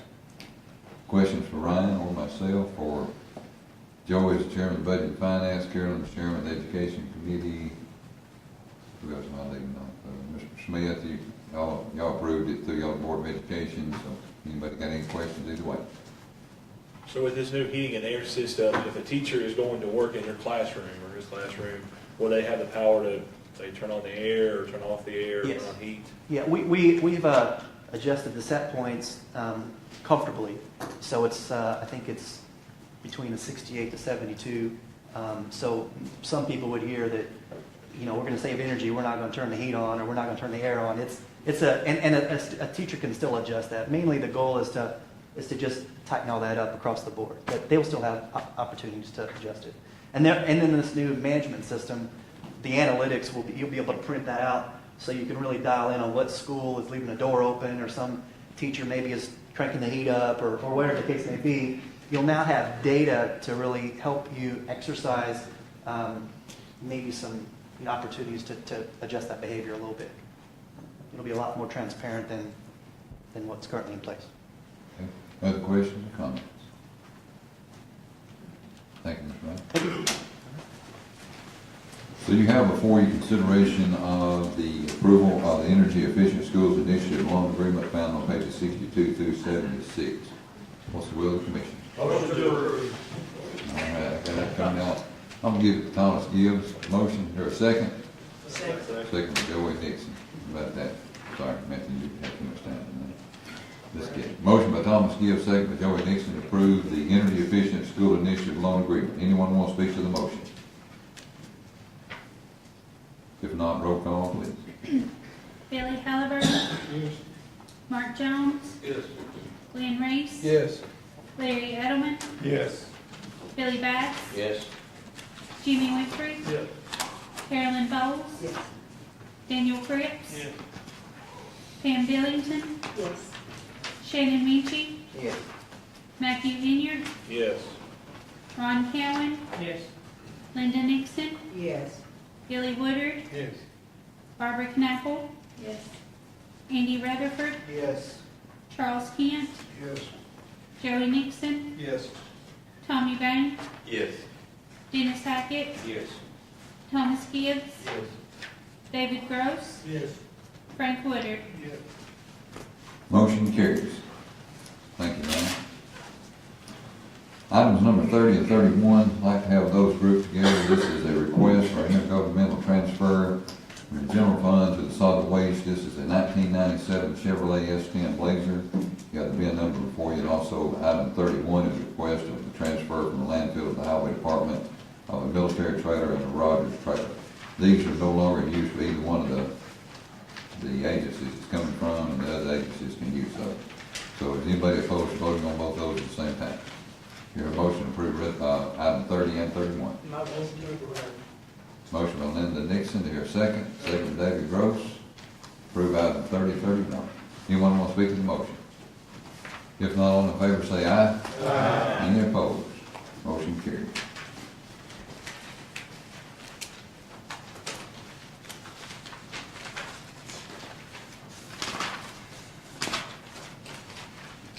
All right, item number 32.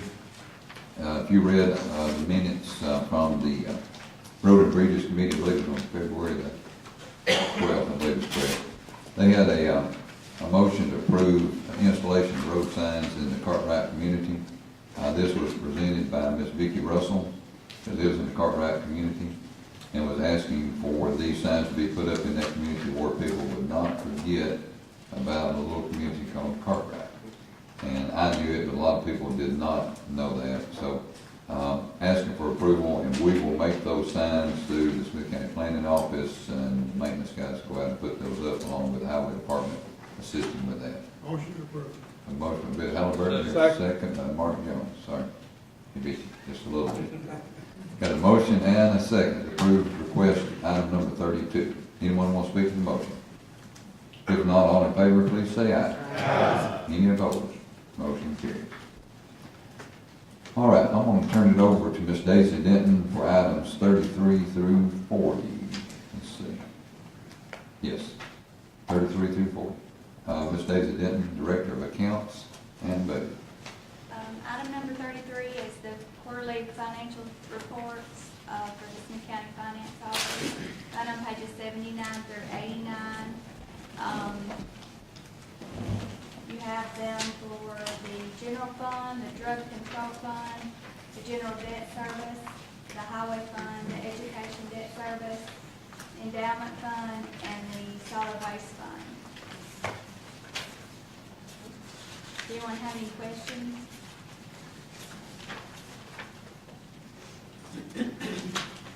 On page 90 through 94, you'll find cash flow statements on all of those funds except for the endowment fund. These have actual figures in the cash flow projections up through the month of February, and March through June are forecasted amounts for revenues and expenses. Any question on those? Pages 95 through 98 are quarterly financial statements for the school funds, 141, 142, and 143. And Ms. Norma Mitchell is here to answer any questions if anybody has any. On page 99 is Resolution 1, budget amendments to the general fund. I'll go over all the fund balance decreases and changes, and the rest of the amendments are being requested to work within their budget. On the 51,800 county buildings budget, there is an amount being requested to move from the fund balance. That's for maintenance. On buildings, there's $3,072 coming in from insurance recovery, going back into maintenance as well for some damage done at the senior center. In the 52,400, the trustee's office had to pay out some comp time and vacation time that was built up for an employee change.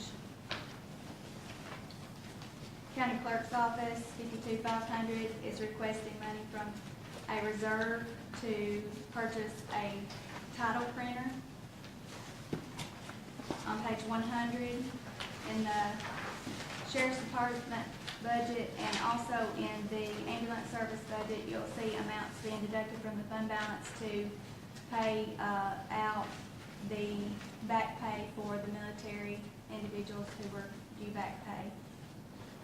On 55-190, there's an amount of $4,000 coming in for a 3-star grant into the fitness center. On page 101, there is additional revenue of $150 coming back in for a refund, being requested to be put back into the Parks and Fair Board's budget.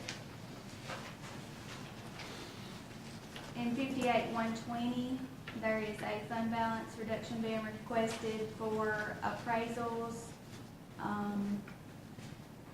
surveying, and I made a note, but I can't read it on the other one here, for the Baker and Gordonsville development. What was that? No, it was for the money we paid. Oh, earnest money, that's what it is.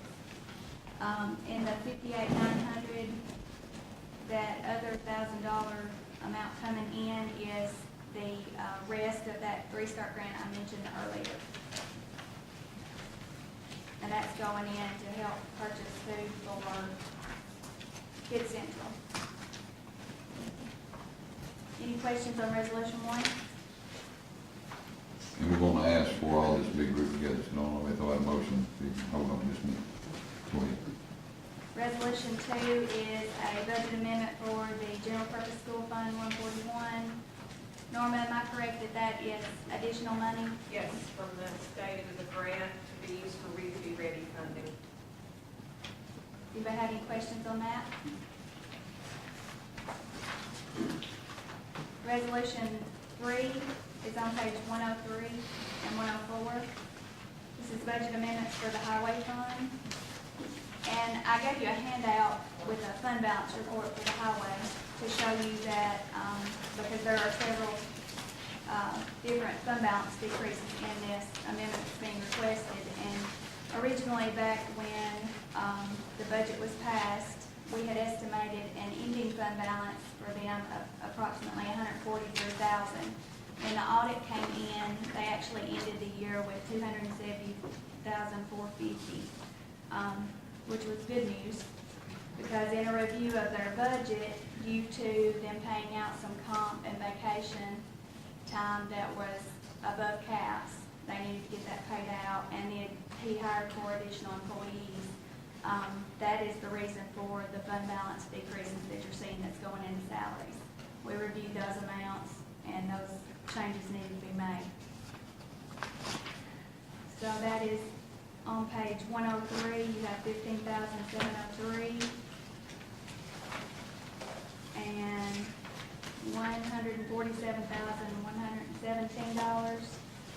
And on that fund balance report, that does include this amendment. So what I did is I tried to show you exactly what lines were increased by the fund balance decreases, because not all of it had to go into salaries. Some of it went into road materials, so he could continue working on the roads.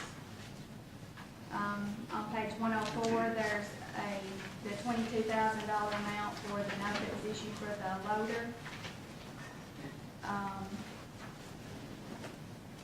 And then at the bottom of the page, in transfers out, you see that $113,740 was for equipment that they sold at auction. That's going to be transferred out to the general debt service and pay additional payment on, principal payment on the note for the dump trucks. Are there any questions on Resolution 3? Resolution 4 is on page 105. That's the transfer that I just mentioned, coming into the general debt service to be paid out in principal on notes. Resolution 5 is on page 106 for the solid waste fund.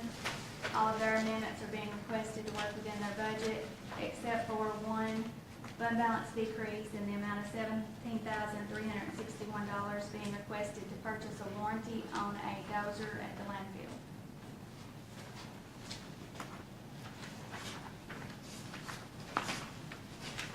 Anybody have any questions?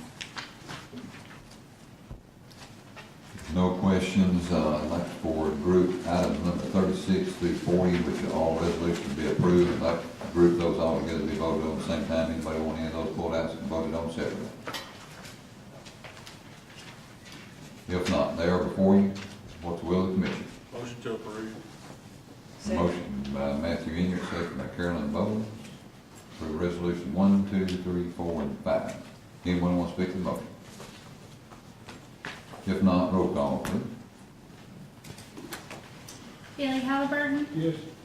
Mark Jones, Yes. Glenn Reese. Yes. Larry Edelman, Yes. Billy Bass, Yes. Jimmy Winfrey, Yes. Carolyn Bowles, Yes. Daniel Cripps, Pam Billington, Yes. Shannon Meachie, Yes. Matthew Inyard, Yes. Ron Cowan, Yes. Linda Nixon, Yes. Billy Woodford, Yes. Barbara Knappel, Yes. Andy Rutherford, Yes. Charles Kent, Yes. Joey Nixon, Yes. Tommy Vane, Yes. Dennis Hackett, Yes. Thomas Gibbs, Yes. David Gross, Yes. Frank Woodard, Yes. The motion carries. Item number 41, consideration of Ron Meredith rezoning request found on pages 107 through 109. Ms. Sonia King went through that already. Mr. Ron is here tonight. Thank you for being patient. We'll get to you, and Mr. Poindexter, we'll get to that other in just a moment, all right? So, resolution 6, consideration of rezoning request for the property down inside Mr. Meredith's shop in the Roanoke City area. Any questions from the county commission? What's the will of the commission on resolution 6? Motion to approve. Motion by Matthew Inyard, Second. second by Shannon Minchie. Approve resolution 6. And if we would, we'll start with your district first. Okay? So it'll be District 4. Rep. Pam Billington, Yes. Shannon Meachie, Yes. Matthew Inyard, Yes. Billy Halliburton, Yes. Mark Jones, Yes. Glenn Reese, Yes. Larry Edelman, Yes. Billy Bass, Yes. Jimmy Winfrey, Yes. Carolyn Bowles, Yes. Daniel Cripps, Yes. Ron Cowan, Yes. Linda Nixon, Yes. Billy Woodard, Yes. Barbara Knappel, Yes. Andy Rutherford, Yes. Charles Kent, Yes. Joey Nixon, Yes. Tommy Vane, Yes. Dennis Hackett, Yes. Thomas Gibbs, Yes. David Gross, Yes. Frank Woodard. Yes. Motion carries. Moving on to item 42, resolution 7. Consideration of Walkley Farms rezoning request. Like I said, Mr. Poindexter's here representing, I guess you're the one doing the sale. And so, you've heard what Ms. King said, this is on Temple Highway. It has been passed by the planning commission. Any questions from the county court? If not, what's the will of the court? Motion to approve. Motion by Bill Woodard, here a second. Second. Matthew Inyard. Anyone want to speak to the motion? If not, we'll do a roll call and start with District 5. That's in District 5. Ron Cowan, Yes. Linda Nixon, Yes. Billy Woodard, Yes. Billy Halliburton, Yes. Mark Jones, Yes. Glenn Reese, Yes. Larry Edelman, Yes. Billy Bass, Yes. Jimmy Winfrey, Yes. Carolyn Bowles, Yes. Daniel Cripps, Pam Billington, Yes. Shannon Meachie, Yes. Matthew Inyard, Yes. Barbara Knappel, Yes. Andy Rutherford, Yes. Charles Kent, Yes. Joey Nixon, Yes. Tommy Vane, Yes. Dennis Hackett, Yes. Thomas Gibbs, Yes. David Gross, Yes. Frank Woodard. Yes. Motion carries. Moving on to item number 43, Resolution 8. We have an opportunity tonight to request you to name a bridge in one of our districts after a current county commissioner. I want to thank Mr. Glenn Reese for bringing this to my attention. I also understand and thank your wife for drafting this resolution, correct? After sending a couple of examples to them. Do you want to read the resolution, or do you want me to? I'll go right ahead. Okay, I'll be glad. Mr. Halliburton, before I start reading this resolution, first of all, well deserved. You've been on the county commission, I know know, since I've been here and before that, so we thank you for all the years that you have served the commission. And to tell y'all where we're at tonight, Mr. Halliburton was, I think he let out of the hospital today at 4 o'clock, and he's here at the county court meeting. And we're late, it's late in the night, so Mr. Halliburton, just bear with us for a little while longer. So I would like to, and thank you to Karen, I know she's here tonight. She messaged me on Facebook, we misspelled one word, it was your father's name, we apologize for that, it's Dow and not Don. So I'm going to read this resolution 3-2018-08. An act to support naming a bridge located on Lakeside Drive, crossing over Cordell Hole Lake in the Topeka Creek community in honor of Mr. Billy Halliburton. Whereas from time to time, members of this legislative body have seen fit to support naming certain bridges to honor those citizens of this county who have served their community for the betterment of the citizens.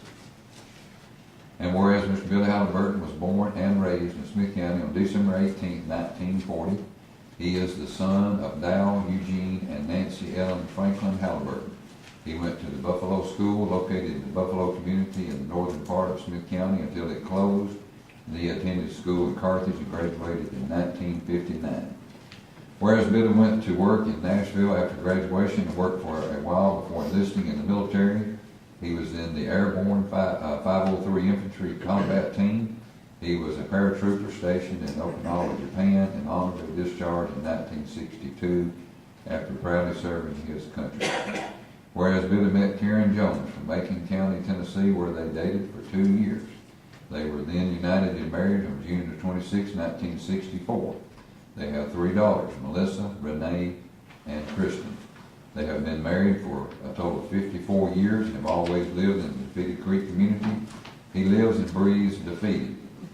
His heart and soul has and will always be right here in the middle of Defeated. Billy has been known to say, if you go past the elbow, you have gone too far.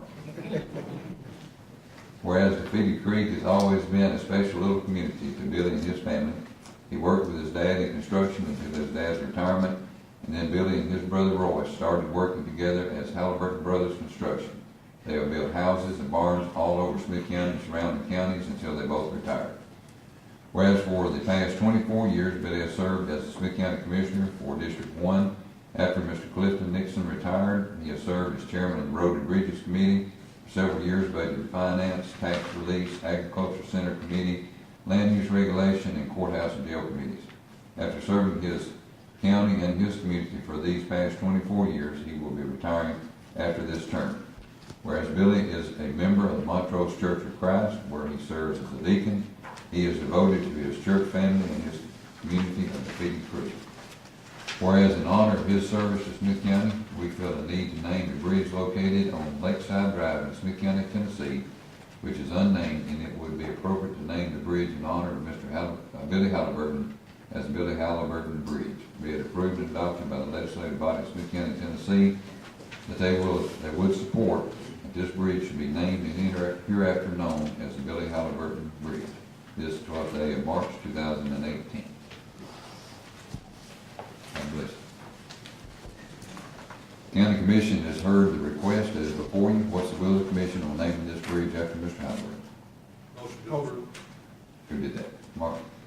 Motion by Mark Jones, second by Glenn Reese. Approve this request, numbered Resolution 8. Anyone want to speak to the motion? If not, we'll start roll call in District 1, which is where we always start. Billy Halliburton, I pass because I'm good people. Mark Jones, Yes. Glenn Reese. Yes. Larry Edelman, Yes. Billy Bass, Yes. Jimmy Winfrey, Carolyn Bowles, Yes. Daniel Pritz, Pam Billington, Yes. Shannon Minchie, Yes. Matthew Inyard, Yes. Ron Cowan, Yes. Linda Nixon, Yes. Billy Woodard, Yes. Barbara Knappel, Yes. Andy Rutherford, Yes. Charles Kent, Yes. Joey Nixon, Yes. Tommy Vane, Yes. Dennis Hackett, Yes. Thomas Gibbs, Yes. David Gross, Yes. Frank Woodard. Yes. And I know we'll have a celebration that day, but I want y'all to join me and stand up and give them a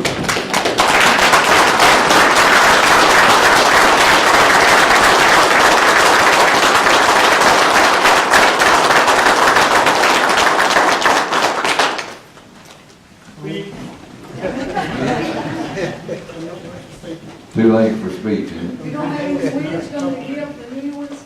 You don't have any wisdom to pass on?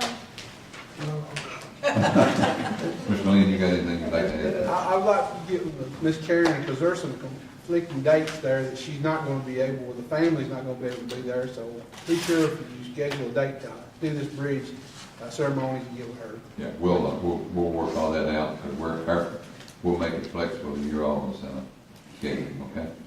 And thank you for being the chauffeur tonight. All right, but congratulations, Mr. Halliburton, that's a great honor, and one well deserved. Sure appreciate it. Yes, sir.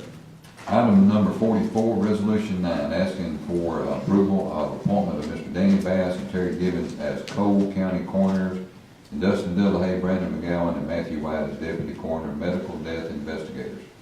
The reason this has come about, Mr. Crockett, he resigned from his position as I guess he was one of the deputy coroner medical death investigators, and we would like to pull Terry into that Cole County coroner position where he's actually doing some training, and also today he brought me some paperwork that we're going to be able to go back and get paid $300 for just 6 months of 2017 on paperwork where we have not turned in, and he's turned that in.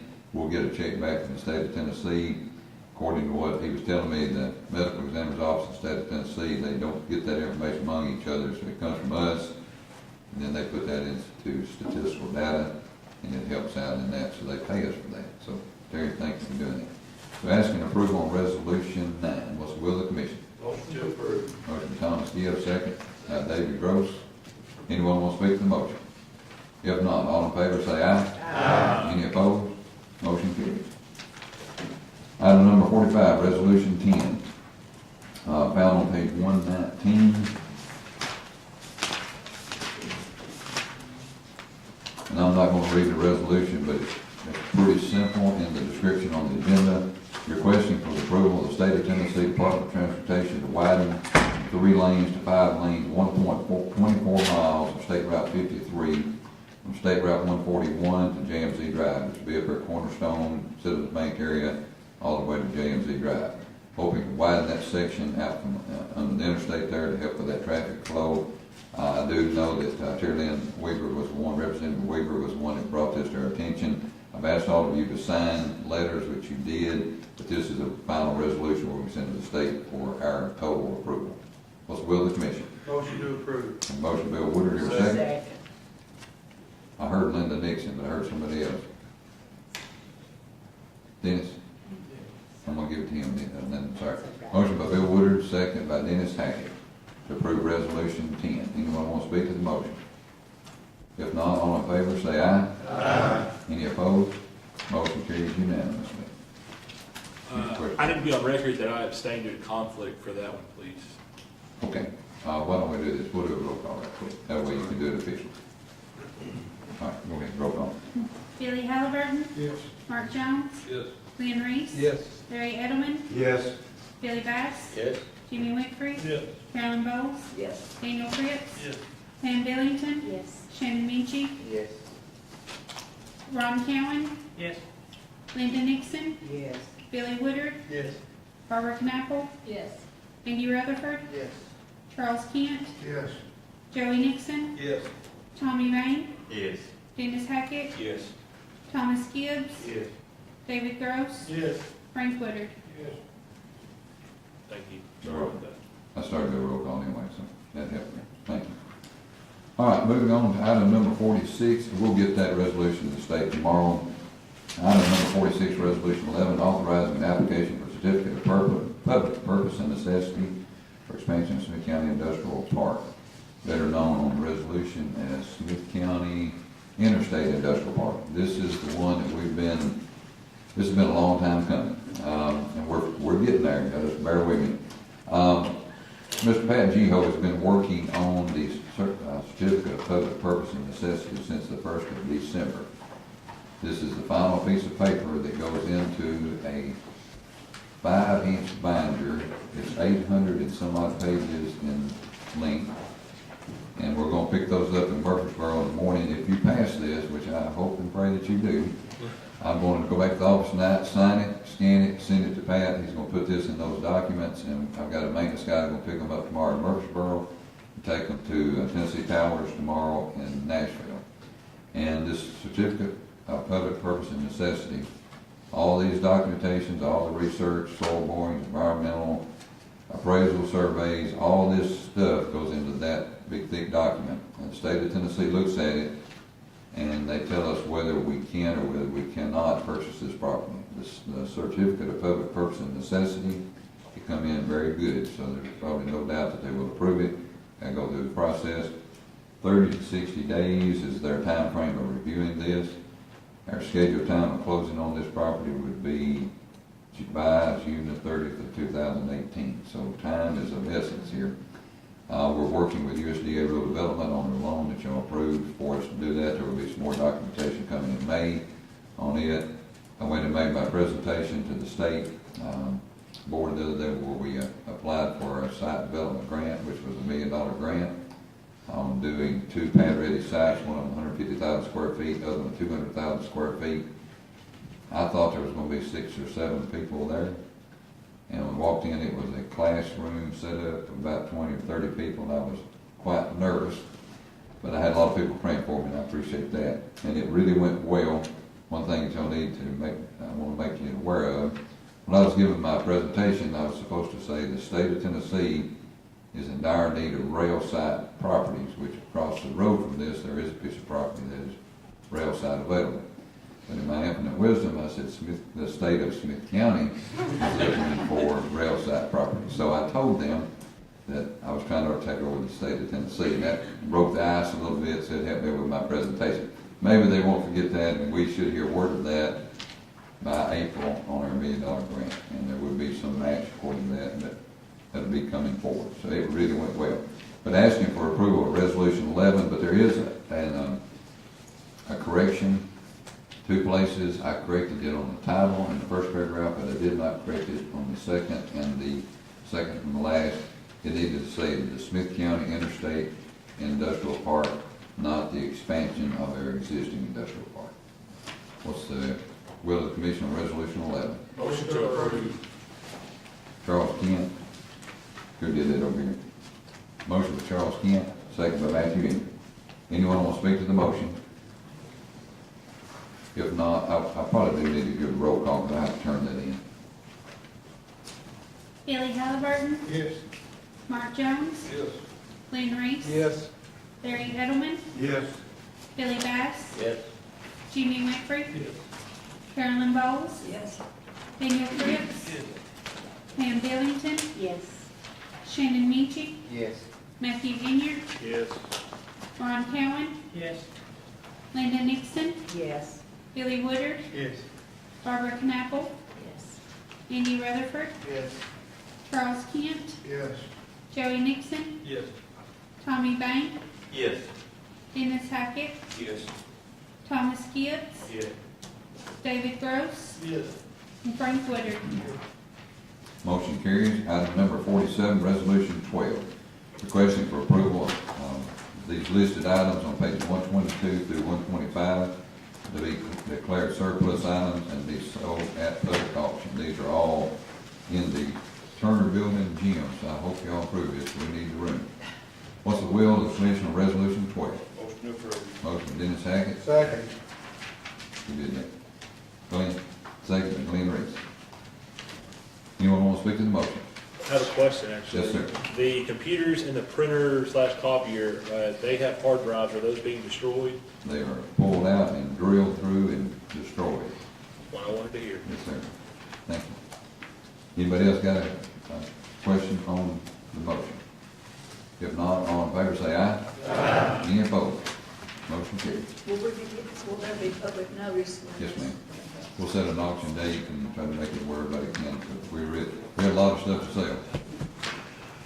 All right, item number 48, Resolution 13, requesting for approval of the LPRF grant. This is found on page 126 through 128.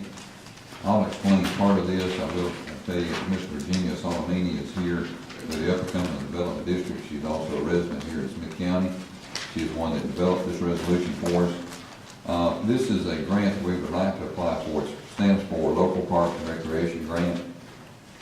lower concession stand at Parish Park, the older wooden structure, it's getting in really poor shape. The termites have been hard on it over the years, and we would like to, we'd like to replace it. The one up on top was built newer, and it's all concrete, and it's in good shape. The one on the lower side is pretty rough shape. And we've done a lot of improvements to our park. I'd like to continue going in that direction. We put all new lights on all the fields. The age of our fields, they're in really good shape. We maintain them very well. We're constantly there. Volunteers, the coaches, everybody really puts into a lot into it. The second portion of this, as you know, Miss Virginia and also Mr. Bill and other people have been working on the depot project there at the depot site there that's adjoining the soccer field area. You have received a $50,000 grant, correct? You've received donations from the community.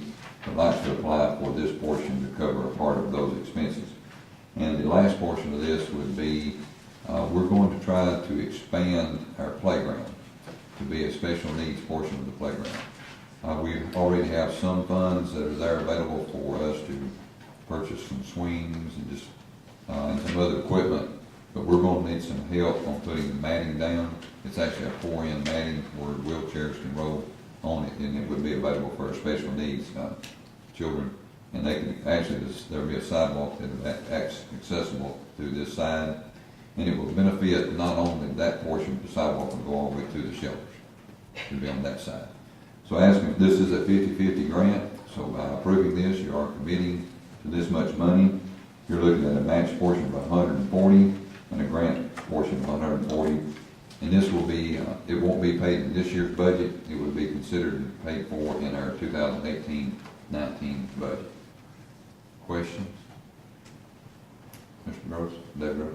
Larry, you know, you and I had some long discussions about the park and various stuff.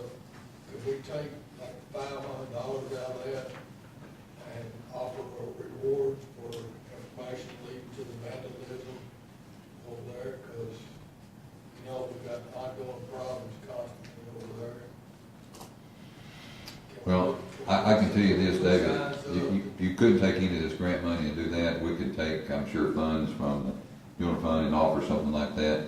But if it helps any, we have 2 individuals that have been charged with vandalism there or in the process of. We have, I think, 3 individuals possibly being charged with vandalism down at Lock 7 Park. So there have been some people that have been caught doing the damage to what, for those of you who don't know, the Ag Center has cameras on every corner. You don't want to do anything over there because you're going to get caught. And so that's how we actually found the ones that did it, this last one. But we could consider that out of our general fund, and we'll talk about that in some of our budget meetings if we do. And Brandon, you could maybe research the legal side of that, see what we can do. Good idea. Thank you. Any other questions or comments? What's the will of the commission on resolution 13? Motion to approve resolution 13. Motion by Matthew Ender, here a second. Second. Second by Bill Woodard. Approve resolution 13. This is a money item, so roll call, please. Billy Halliburton. Yes. Mark Jones. Yes. Lynn Reese. Yes. Larry Edelman. Yes. Billy Bass. Yes. Jimmy Winfrey. Yes. Carolyn Bowles. Yes. Daniel Crooks. Pam Billington. Yes. Shannon Minchie. Yes. Matthew Inyard. Yes. Ron Cowan. Yes. Linda Nixon. Yes. Billy Woodard. Yes. Barbara Knappel. Yes. Andy Rutherford. Yes. Charles Kent. Yes. Joey Nixon. Yes. Tommy Bain. Yes. Dennis Hackett. Yes. Thomas Gibbs. Yes. David Gross. Yes. Frank Woodard. Motion carries. Item number 49, Virginia, thank you for being here tonight. Item number 49, resolution 14, approval of a new library board member, Ms. Lucy Petty. She will be replacing the resigned term of Ms. Elaine Baker. Asking for approval of resolution 14. What's the will of the commission? Motion to approve. Second.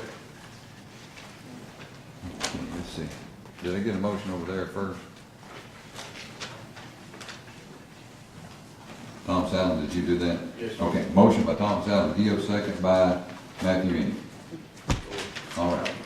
Approve resolution 14. Anyone want to speak to the motion? favor say aye. Aye. Opposed, like sign.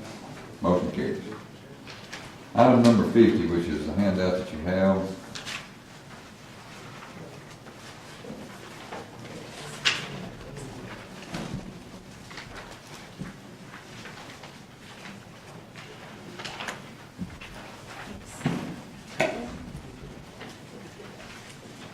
Resolution 15, this is going to be the actual resolution number. This is concerning the Class 1 sale at the landfill of New One that Mr. Johnny Lee spoke about. Our Budget and Finance Committee, we met probably more than once on this item, talking about whether it's going with capital outlay notes or with bonds. And the decision come out of the Budget and Finance was to go with capital outlay notes. And it is going to be a 12 years what we're requesting. And Mr. Scott Gibson is here tonight with us from Cummins Securities.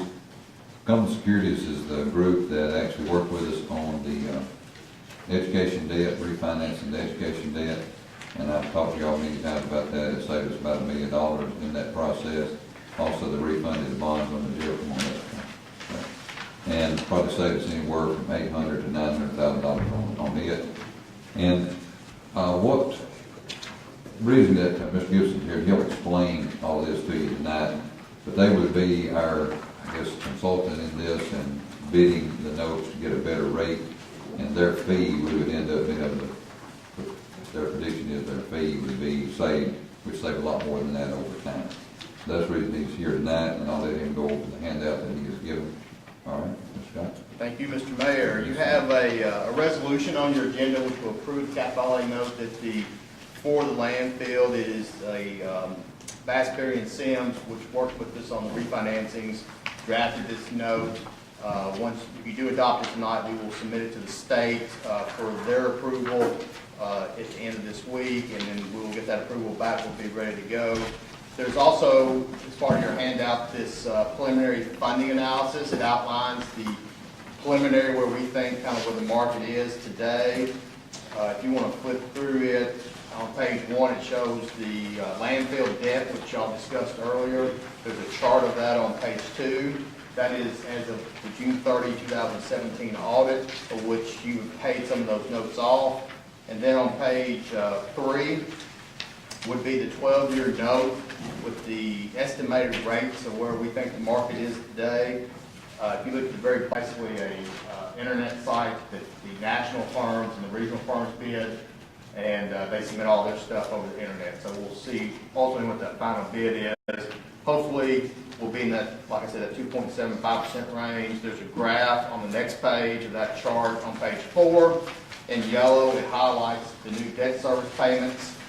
And the blue line that you see there represents what your debt service payments were at the beginning of the year. If you'll notice, 2018, as y'all discussed earlier, you've already made some extra payments, so you've actually are above where you started the year because you've been making those extra payments and paid those notes off. So I factored that in. So your payments are elevated for the next couple of years, but then they drop off very quickly. If you continue to pay some of that debt down, we'll adjust that chart before probably June 30th of this year as you continue to pay some of the notes off. So this note will be, it won't be prepayable immediately, but we'll probably make it prepayable in about 5 years or so. So as you pay all this other debt off, if you start to build your funds back up, if you want to prepay this note early, you'll have the opportunity to do so, especially if you're, obviously as y'all were discussing earlier, the life of the landfill is going to be based on the volume.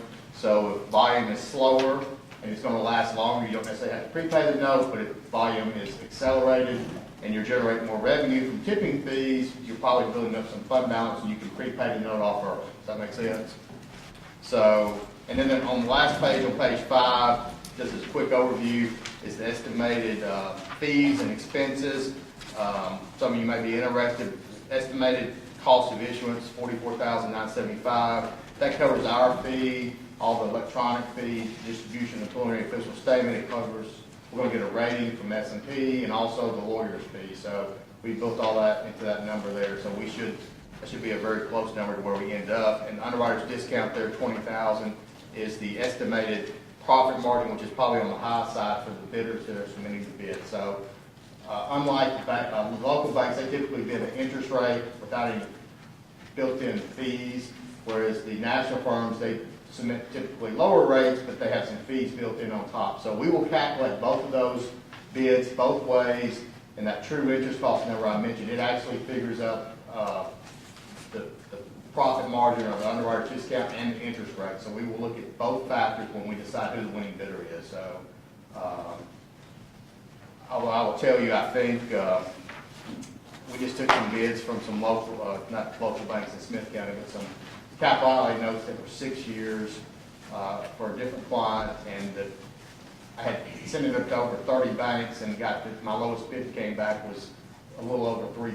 So if we can lock in, obviously, on a 12-year note, something in the 2.75% range, that ends up saving quite a bit of interest over time, which is, I think, the value that we will bring to Smith County this time. So that's an overview, Mayor. So if we can adopt the capital outlay note, we can keep moving forward with the process.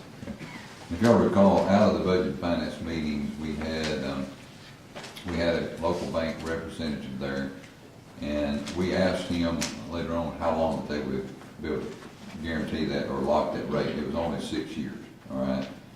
Plus, there was another representative there. Their lock rate, if you'll recall, was 3.75% over 12 years. So if you get in at 2.75 to 3, we're saving a lot of interest right there. That even though I know that if the local banks will be eligible to bid, I don't know that they'll bid on a 12-year fixed rate note.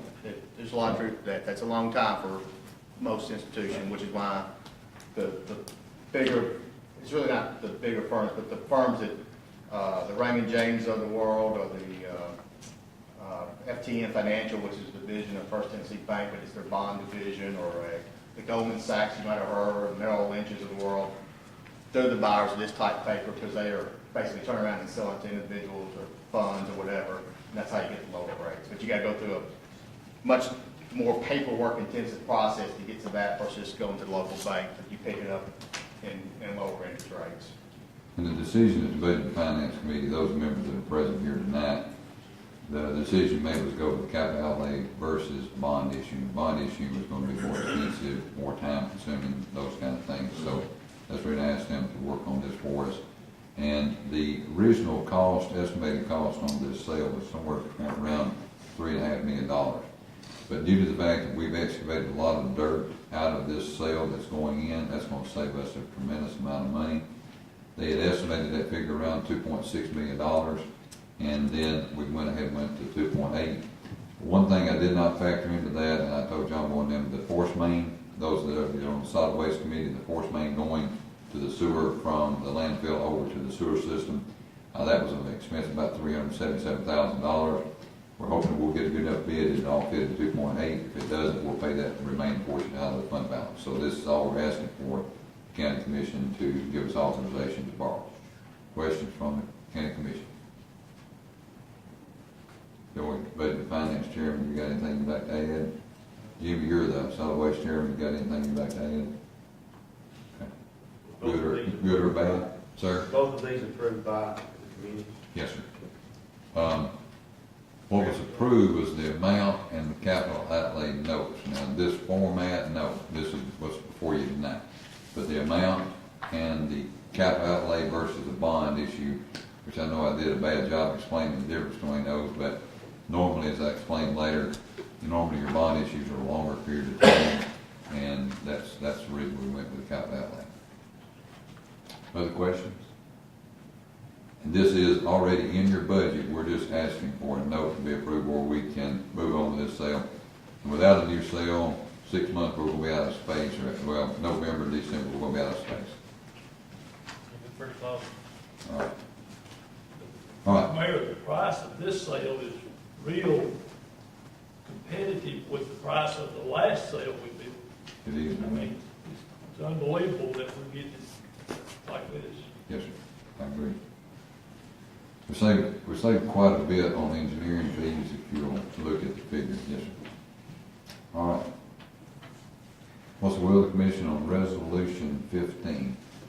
Motion approved. Motion by Joey Dixon, second by? Second by Jimmy Winfrey, approve resolution 15. It's a capital outlay note not to exceed $2.8 million. Anyone want to speak to the motion? Only thing I'd like to add, I know you look at his figures that he gave, that $4.5, whatever $1 million was. By the time we get through this year, I know we'll have paid off $1.5 million from our normal debt payments plus our accelerated debt. That's just on principle. Okay? Roll call, please. Billy Halliburton, Yes. Mark Jones, Yes. Glenn Reese, Yes. Larry Edelman, Yes. Billy Bass, Yes. Jimmy Winfrey, Yes. Carolyn Bowles, Yes. Daniel Cripps, Yes. Pam Bellington, Yes. Shannon Meachie, Yes. Matthew Inyard, Yes. Ron Cowan, Yes. Linda Nixon, Yes. Billy Woodard, Yes. Barbara Knapple, Yes. Andy Rutherford, Yes. Charles Kent, Yes. Joey Nixon, Yes. Tommy Bain, Yes. Dennis Hackett, Yes. Thomas Gibbs, Yes. David Gross, No. Frank Woodard. And I should have said this too, that is paid out of the solid waste fund, it's not paid out of the general debt service, it's not paid out of the general fund. The landfill is sustaining itself within the money that it makes. All right. Items number 51, 52, 53, going to ask for them to be put together. It should be our last motion for the night. Resolution 16 is requesting approval to declare a surplus property at the Smith County landfill, sell at public auction, a Red Mag dump truck, Volvo roll-off dump truck, Dodge 2500 truck, salvage dumpster, and a John Deere dozer, which this money will be used to. It'd be purchased a vehicle for the litter grant. Okay. And other things if we can. Yeah. All right. All right, that's one, resolution 16, then you found on page 131, all the VIN numbers. Resolution 17, there was a subcommittee that was set up out of the Road and Bridges Committee, and those minutes are in your packet. But out of that bridge dedication, road dedication subcommittee, we come up with rules, primarily because we were concerned about who's going to ask for something to be named after what, and we need to set some rules in place. You know, there are a lot of deserving individuals, such as Mr. Halliburton and others, that we asked for roads to be named and bridges to be named after. But we were concerned if we didn't set some guidelines, we didn't know what we'd get asked for, just to be honest with you. So you've had the opportunity to read these. If y'all want me to read them, I will. This is exactly what that committee set aside. Rules. I know the question I asked Mr. Beller, what are the guidelines of the state and what are the guidelines? I've asked that question a couple people. They require you to put breakaway signposts. In other words, you put a stub up, you've got a grade 2 bolt in that post. When it gets hit by a car, it doesn't stay there and shove through the windshield. It folds over. That way it's just less danger to a vehicle that's going to hit it. You see the people listed eligible to be considered to be presented to you. And also it's been held to a limit of 5 per year, brought to you in January when we request for approval of the road committee. Let's see, Chairman of the Road and Bridges Committee. Okay, Mr. Halliburton. You got anything you'd like to add to this to look good to you? Fine. All right. And then the last thing is notaries on page 133, asking for all those to be grouped together. Anybody want one voted out, pulled out and voted on separately? If not, what's the will of the commission on 51, 52, 53? A motion to approve? Second by Charles Kent. Motion by Frank Woodard to approve, second by Charles Kent. Anyone want to speak to the motion? If not, all in favor, say aye. Aye. Any opposed? You're not opposed? No, I'm not. Okay. Say something right after this. Okay, that, next item is adjourned. I got one thing. Okay. I'd like for, me and Glenn both said a motion to approve on Mr. Halliburton's. I'd like for him to be the motion and me to be the second due to him having first hand. And that's possible. Well, that would require a withdrawal of the motion that's already been voted on, so. I just do it out of respect. Well, and the reason, I wanted to make sure to give respect to him, for he's the one to come up with the idea, he's the one to develop the resolution, and I made that publicly known. You good with that? I'm good with it, yes, sir. Okay. But it would require a withdrawal of the motion, withdrawal of the second, correct, Mr. Butler? All right. So you want to do that? appreciate it. I was just louder, we both said it. All right. Thank you, Mark. All right, do I hear a motion to adjourn? Motion adjourned. You do that. Dennis Hackett, second. Second. Glenn Reed.